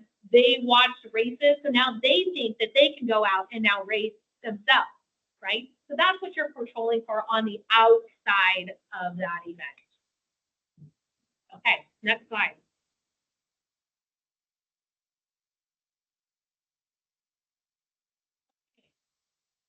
Certification number 5. This question sometimes confuses applicants. It is initially a yes or no. Will you have a public education program? Most of you do. Very rarely do we come across somebody that says, no, we don't have some sort of educational program. If it is no, that's fine, but no. Just give us a little bit of an explanation as to why. Maybe you don't have any money. Maybe you have a new captain that's like, who needs education? Because that's how your captain talks, right? In my mind, that's how they talk. I don't know. I don't know why you don't have a program. Maybe you used to have one. Maybe funding got cut and you just need to bring it back. I don't know. We're not going to penalize you. Just answer it. Just no. Just no. Next question. Number 6. This is our last question for this portion. Describe the applicant. Wow. Okay, Jaron says I might have. Describe the applicant's OHV law enforcement training program. Include how the training program educates personnel to address OHV safety and natural culture. Again, the intent of those questions, we just want to make sure that you are taking the time to train your staff on OHV everything, right? And what are the ramifications if you don't train your staff? Does your staff, maybe you have people on staff that know how to ride a dirt bike. Maybe they know how to ride a quad really well, but they don't understand the ramifications of running over those turtles or collapsing the, nest of the moths that feed the Joshua tree. There's all kinds of these little environmental things too. So we just want to make sure that your staff are aware that there's, Native American, those cousins that are under the ground that have been under there for hundreds of years, that those could be in areas. These are the things in our area that we're looking out for. So easy. Describe that area, what you're doing, a little bit about the program. It doesn't have to be anything crazy. Next slide, please. Okay, I lied. There was one last one. Darren was right. This might be a great question to ask your boss. If you are the boss, maybe you don't know, you might need to do a little research here. Chances are, if you have an OHV program in place, the answer to this is yes. Is the proposed project in accordance with local or federal plans and the OHMDR division strategic plan? You know that when I talk to people and they say, where do you work? I say, I work in the OHMDR division. And they go, the DMV? And they go, no, OH. I feel like the longest acronym of things. I digress. Never mind. If you don't know about our strategic plan, it is very awesome, and it can be found. Right there. We have a link on there. It is on our division website. It is right there. HTTP, so if you are not sure, it is there. Okay. Let's see. Next slide, please. Okay. So at this point in your application, I'm sure you look like this guy, right? It's deadline. You're super stressed out. You just want to eat a pizza and you just want to be done with the application. That's often how I feel when I'm reviewing your application, because you did not listen to me and go ABC or 1, 2, 3. Okay. So next slide, please. All right. True or false? When writing the application, I should assume that the OHV division staff are the experts and the public who live in that area are familiar with my project. A, true, B, false. Very good. If you're at home and you can't see the whole crowd, it is all B. Very good, everybody. The answer is B. We write again as if we don't know the area. Okay. This is the governing body resolution. This applies to local cities and counties. This is the form we need on file. It doesn't have to be turned in till, okay, let me phrase. There's a spot that you included on your final application. You may not have it until after you've been awarded, but you do have to put a blank piece of paper. You do have to upload an attachment to this spot, okay? It's just a placeholder or a placeholder. You can give us this form after that you've been awarded. You just won't get your official project agreement until we have this governing body resolution. Again, local cities, counties. This is the one where you take it to your board of directors and you say, the state of California wants to give us millions of dollars. As a board, can we accept it? So you get the board to sign it, you get the chair to sign it, everybody initials it. Sometimes you get a big check. It did happen that one time. You were there. I did get to go to a place where there was a big check one time. Got my picture taken. I felt very important that day. But yeah. But that is the governing body resolution. That is a form. If you have questions about that, please talk to your compliance officer. They will give you information. That is in our regulations, by the way. That is just a sample template. If you need to use that language, that verbiage is in our appendix. Okay, so we're getting about just to wrap it up. Again, my whole point here today is we love to give out money. You guys do great and amazing things with this money. You're out saving our forests, our deserts. You're doing all of these great things. We know that you need extra money. We want to give you that money. Unfortunately, you are in California. California OHV is very, can be a hot topic sometimes, depending on who you talk to. So we want to be very transparent. There's things that you're going to have to do, right? I talked about, you're going to have to track all of those hours, those patrol times. You're going to keep track of how many times you talk to someone about not wearing a seatbelt or not wearing a helmet, or you're driving too fast, or you shouldn't be drinking and driving. You forgot your helmet again. You're going to keep track of all of those things. You're going to keep track of how many miles that you patrolled. That's going to go on the PAR form, which I talked about. That's your project accomplishment report. You're going to track that. You're going to tell us that story. That form is available to the public. The people can ask for these things. We have people from the public call and say, I never see, officers out in this area, and you give them all kinds of money. We pull up that project accomplishment report and go, they were there. They were out there 15 times. They've covered 20,000 miles of acres. This is what they're doing. That is how we relate that information back to the public. Okay. I just want you to know, although in a way it is free money, it's really not. You're going to have to earn it. You're going to have to do some work. Finally, you are going to have to report back to us. You have to report all this information back. That's in order to how you get paid. Next slide, please. All right. So just to kind of recap, the next cycle for our Grants and Cooperative Agreement program will start on Monday, January 13th. For those that are here watching this today, that is next Monday. That's when you can start working on your application. Our preliminary filing date will be 5 p.m. Pacific Standard Time on Monday, March 25. Okay, March 3rd. March 3rd. Monday, March 3rd. That's a lot of Monday, March 3rd. Okay, by 5 p.m. Do not call me at 4:55. Okay, because chances are I'm not going to be able to do too much for you, and then you're really going to make me sad. And I have cried. I legitimately. So you sad because you think about it now, because people don't get money when you wait. Okay, that means hundreds of thousands of dollars that your communities and your forests don't get because you waited to fill out that application. Okay, that potentially could mean your whole entire department may not have money that year. Okay, don't do that to people. Don't do it to me. That just really sucks. Okay, really by 4:59 at the latest, 5 p.m. that system locks you out. Okay, you can't get in. There's nothing we can do. We can't unlock it. We can't go back. We can't undo it. You are just out of luck. Okay. Next slide, please. Okay. Now's your chance to ask any of us that are in the room here today if you have any questions. Yes. In the back.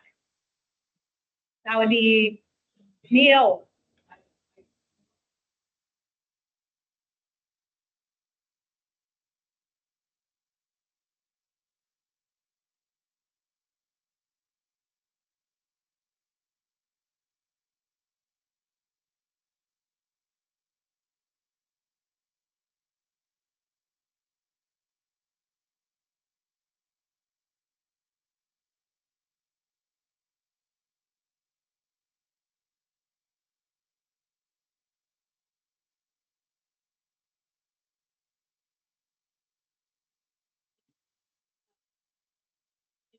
Need for approval at this point. I look at it and make sure that you haven't included anything crazy, and then we're moving on.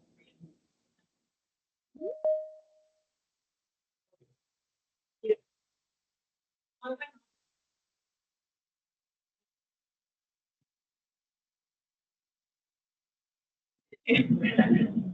For me, I approve anything. No one didn't play that.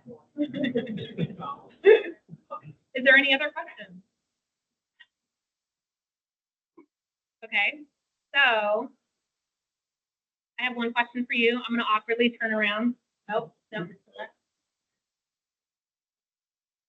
So I'm gonna turn around and I'm gonna turn my screen around and you guys can go ahead. My Venmo's up there. Don't feel obligated to send me anything, but you know.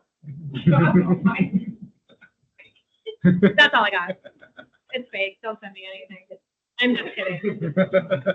I'm just kidding. That's all I got. Go ahead and do you want to take a break before we or do you want to roll into? Are you ready? We're just gonna roll right through this break then. Okay. Good break. No break. All right. So you have to talk about site visit. So next slide.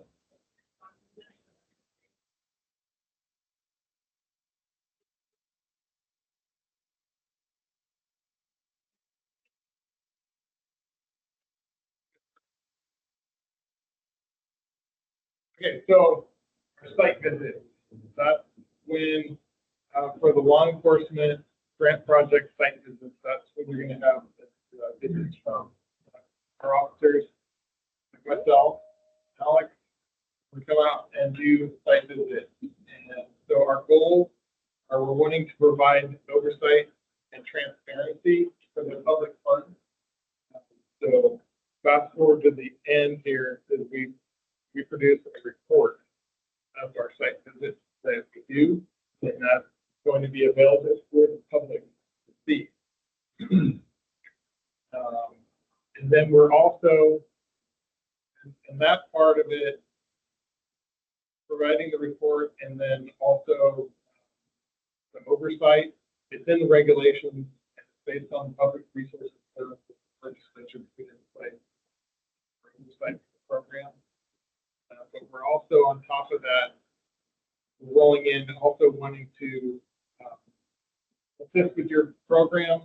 So if you have general questions and things, that we can basically, we go around the state and see all the different programs. So we very often have some really useful feedback, good ideas about how we can change future applications, these programs to optimize them. But one of the new things that we're starting with this cycle is with our site visits. We added in, we're also, because part of reviewing progress towards the accomplishment of your goals, we're specifically going to be reviewing your deliverables. That was something that we just generally reviewed, but we're going to actually kind of sit down and go through each of your deliverables, which basically come from the project cost estimate. So those are all itemized, so we're going to review those. Next slide. Okay, so we've been in the past conducting these on every 2 to 3 years. We're moving to going every 3 years. Just as a heads up, you know, we usually have either turnover, it's always, almost always new staff. For those of you that are from the same project manager for multiple years, there are a few of you we actually come back and on that side. Instead of every other year, now it's every 3 years. We expect to get an email and a call from us to start setting up. And for your expectations, what we're looking for is generally we really only need about an hour's worth to kind of review the paperwork, so to speak, in the project, and then review some questions that we have for the report. But overall, an expectation of 4 to 6 hours, because we also go out and review your equipment in the storage areas, but also the big one that takes the time is doing a tour of the facilities. We want to include your patrol area. So if that works out well for you, it generally will work out well for us as well. We can do a ride-along style. It doesn't have to be that. Not always convenient that you're still able to accommodate this and be on your busy season touring areas, and it's in the dead season. There's nobody out there. You must imagine, it's very busy for out here touring. It's kind of a catch-22, because if we're asking you to give us a tour during your hot season, but really, if we're actually busy, accomplishing our goals, you want to take you for a tour around at the same time. So there is that flexibility. So we're gonna, and then another main point we want to make sure that when we schedule these, we want to make sure that we have the staff that's familiar with the project. So generally, depending on how your organization is organized, there's no other way of saying it, but so you have your administrative staff generally that's involved in writing the project. So we're going to want to have those people available to answer the questions that would be related to that. But because this is a law enforcement project, we also are generally meeting with the sergeant that's in charge of programs and setting shifts. Sometimes that's the same person. So that's great. One and done. And other times, so when we have an administrative level person that isn't directly involved in the patrols, and we need them to be available for the site visit, generally all we need is for them to be able to dedicate that roughly an hour to meet with us, answer those questions, and we can be done with them, and then everything else can be accomplished with the either the sergeant or one of their underlings. Because either best case scenario is often the guys that are actually doing the shifts they actually answer a lot of my questions on that end. But on the other hand, they're not so keen on being able to answer the questions about the actual paperwork and project. They're like, I just do the patrol, fill in my log. I can't answer that question about the project application. Okay, so the field tour to at least see the facilities and the equipment for the program, it is mandatory. Ride along portion of it. That started crossing the game. So it's totally going to work completely. Okay, and then our last point here is that there is a difference between these site visits and audits. Audits are done by the state audit office, and that's like the Bean County stuff. Going through, they're going to be verifying possibly receipts, things like that. We're not reviewing stuff at that level. We're mostly doing this for benefit of your equipment. Next slide. All right, but just to review, this is where it is in the project regulation. So purpose of it is to review the progress towards the accomplishment of your project deliverable. And project deliverables are also defined in the beginning of the regulation. Unless this is your first time putting in an application, it should be clear what we're talking about. We're talking about things that you're asking for money to do. So law enforcement projects, biggest common one with everybody is to go out and patrol, paying salaries, paying fuel, or if they're not a project purchase vehicle, paying for the daily rental rate, and things like that. Those are all the individual. Next slide. And then this is where I'm talking about with the report. So this is where it requires our staff to develop a report, and then a copy of the final report shall be available for the grantee upon request. We've been trying to go above and beyond that and have actually published and the public can see, but we are working out the kinks. Should be good on this cycle of forward to actually have still the program. A lot of the old ones have been uploaded. There's been a few little kinks in the face that are getting worked out. Some of them like that. If that's the case, you want to see some of your old reports. And again, if you're like the new sergeant to this program, that could be a very valuable resource.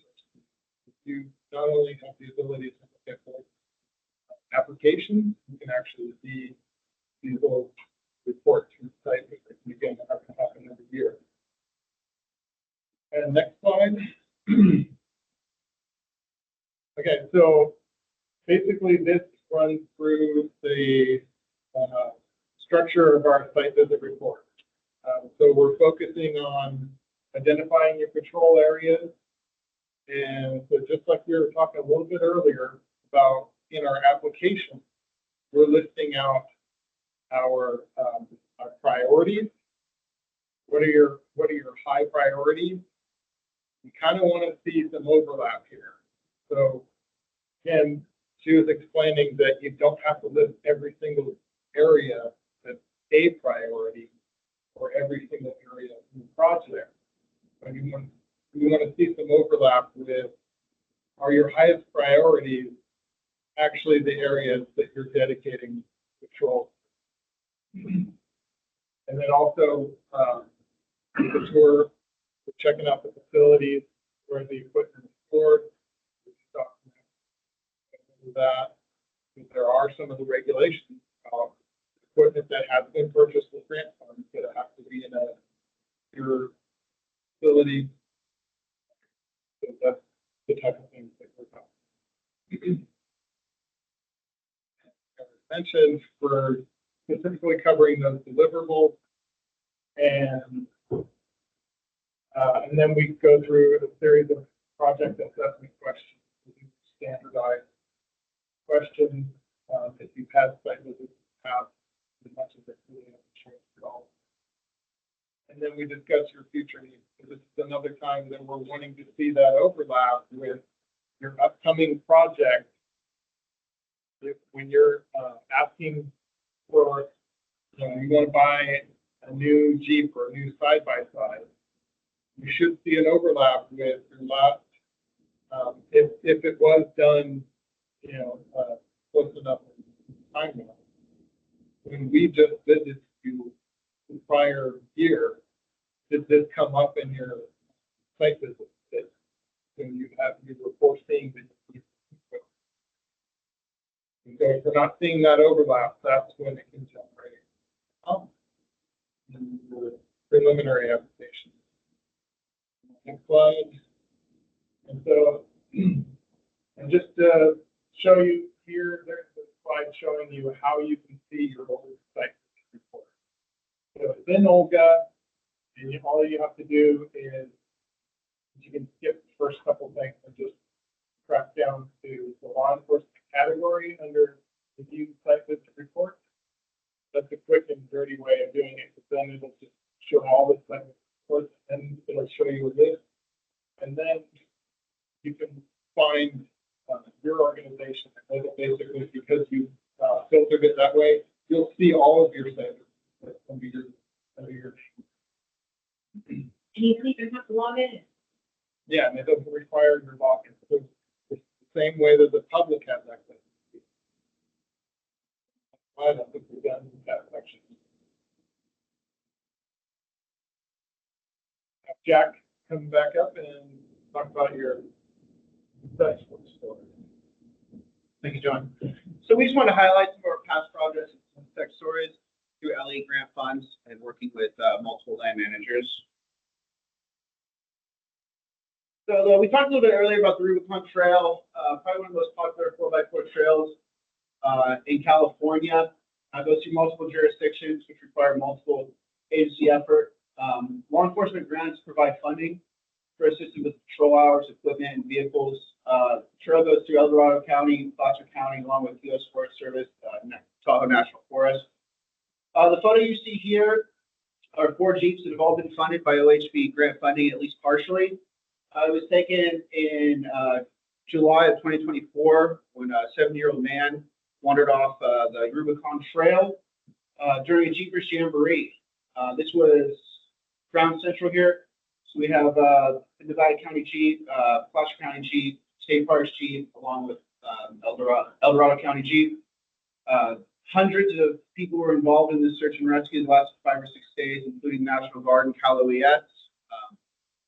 Warren Elliott was eventually found at Hellhole Reservoir about 6 miles away 6 days later and was taken out by a national guard helicopter to our Institute Command Post in Tahoe. So this is a pretty good success story of how we came together as LE staff to locate a man who had been lost in the woods for quite a while. Next slide, please. We also have the Fordyce Trail, mainly located in Nevada County, also along U.S. Forest Service land, up by Meadow Lake. State Parks, Nevada County, and Tahoe National Forest participated in Sierra Trek this year, which was held in August. Hosted by Cal 4 Wheel, hundreds of people came and camped at Meadow Lake to participate at the trailhead of Fordyce. It was a wonderful event. It was a great public outreach. I really appreciate Deputy Mackey and Sergeant Moe coming out and helping out. It was a great effort for all, and really a good success story for LE grant funding. We also have some other dealings. This is a BLM OHV area in Northern California. The Deputy Director Sarah Miggins and I got to visit as part of a grant completion project this year. Like I said, it's owned by BLM, but they have an MOU with Humboldt County Sheriffs to do some LE patrol out there. So it's a great partnership between federal and local agencies. This is outside of Oceano Dunes. This is the only other place you can ride an OHV on the beach, right on the coast. So a wonderful partnership between Humboldt County Sheriff's Office and the BLM to ensure that we have law enforcement safety at this OHV park.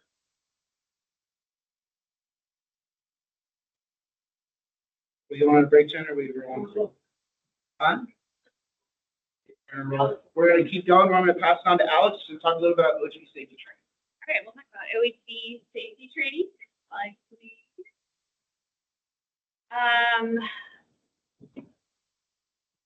The Specialty Vehicle Institute of America promotes the safe and responsible use of OHVs through rider training programs.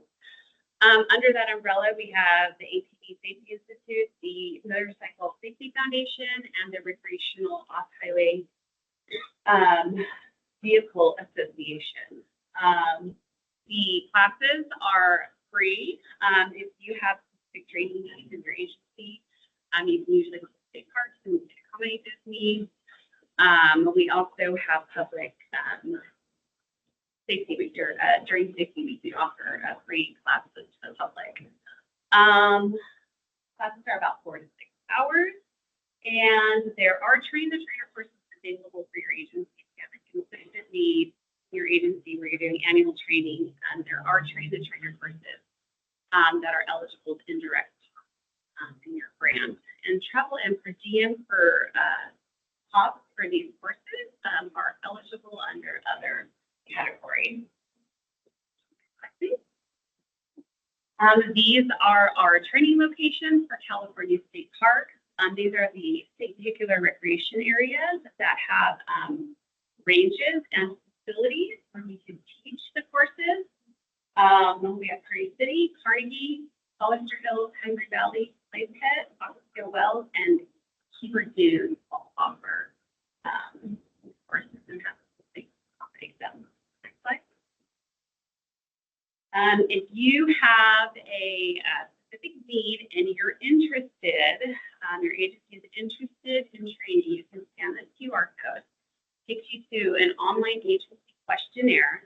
You can give us more information about what specific OHV training you're looking for, what you're interested, location, number of staff, etc., and we will do our best to accommodate your request. We do have an OHV Safety Summit. It is a guided workshop that intends to solve current safety issues affecting the OHV community.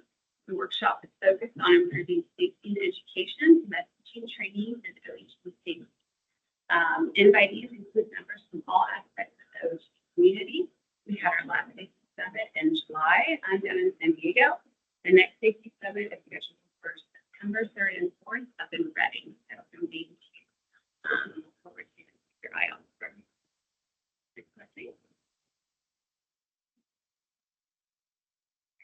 Lastly, we have OHV Safety Week. So we work California State Park, works with Trent Legally, We work with the California Off-Road or Outdoor Recreation Association, and we work with Special TV Institute of America. And we offer free training to the public. The public can go online and they can sign up for these courses. They're typically held in May and November, and twice a year, every year. Covered this. There's any questions about safety training?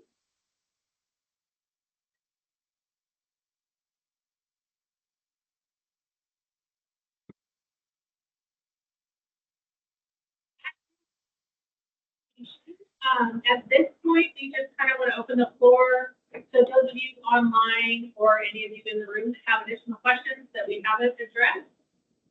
If you don't feel that you want to talk in person, you can always send us an email to our grant email that you guys all use to contact Aaron, and he'll filter them out to us. But that's it. And if there aren't any questions, we'll just wrap up a little bit. Are there any questions in the room?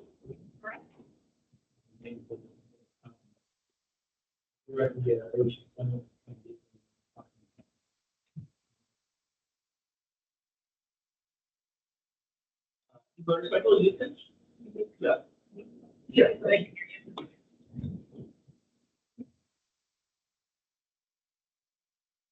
In that part of the station? Oh, you missed a great time. So the room and the question was about e-motorcycles and any kind of movement since the safety summit. So there really has not been any movement on e-motorcycles at this point. We continue to work with the Department of Motor Vehicles to provide a legal path of registration or OHV identification to give those vehicles a legal form of recreation through lands of off-highway vehicle. But we continue to work with local jurisdictions on how to handle any kind of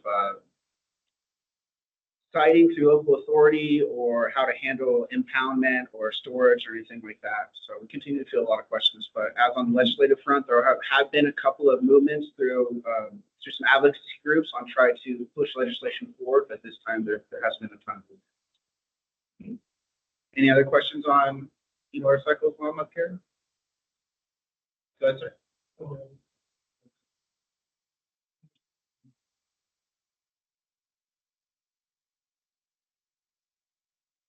Yeah, so the biggest distinction that you're going to see through e-motorcycles between the e-motorcycle and e-bicycle is going to be pedals. So an e-bicycle will have a functional set of pedals. An e-motorcycle will not. There are a couple of companies out there selling somewhat functionable pedals for e-motorcycles, but the bike doesn't function strictly on those. It'll still be classified as e-motorcycle. Some of the challenges that your agency has with the e-bike, curious. I wasn't that. Oh, okay. So the main challenge really with e-motorcycles is kind of the rise in availability through motorcycles. So when we talk about e-motorcycles, we're typically talking about foreign-based e-motorcycles through either Saran, ePro, and Talaria. The main issue that comes with those is there's no real legal path of registration either on highway or off highway. Part of the vehicle code says something that's manufactured for off-highway use can never be registered on highway. So, and most of these are being manufactured as off-highway vehicles. The problem is with the DMV, they don't usually come with a specific engine number, which doesn't allow them to be registered for off-highway identification, which would provide them a legal path of off-highway recreation on public lands designated for off-highway use. So without that designated path of non-highway usage and no path to legal registration for off-highway use, they can only be operated on public land. On private lands, I'm sorry. And I think as most of you guys know, in urban environments, these things are usually all over. There has been a pretty big import push. The prices on a lot of them have came down significantly, and you're already starting to see somewhat of a used market on them as well. Are you saying that they're at the point? Yes, so they're illegal to operate on highway or off highway on public land. The only time they're available to operate is on private land. While I'm up here, I've been doing a lot with red sticker, green sticker registration. Any questions on any of that before I sit down? Yes, sir.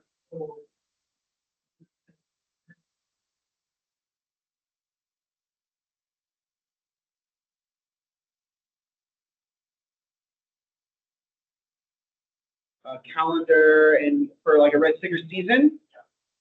So for the CCNR, the red sticker writing season has sunset as of 1/1/25. And now red stickers can ride year round in areas where they could not. Anything else? If you guys have any other questions, feel free. I'll be around for a little bit. But then I've talked to them. Happy to answer some questions. Right. So thank you all for coming. I will close with one final statement. Just a reminder for all of you law enforcement agencies, you are eligible for exempt stickers and should not be paying DMV fees when you purchase your equipment. So we shouldn't see those charges coming through. If you are in need of exempt stickers, please reach out to Jack, and Jack will work with you all to get you exempt stickers for your motorcycles, side-by-side, and ATV. And I have business cards available if you guys want to come up and grab one. Have that phone number, email on it. Okay. And with that, we will close our workshop for today. We will see some of you, I think, tomorrow for all of the other project types in the other room. And I think we're going to be probably expanding our seating there. So thank you guys so much for coming. Thank you.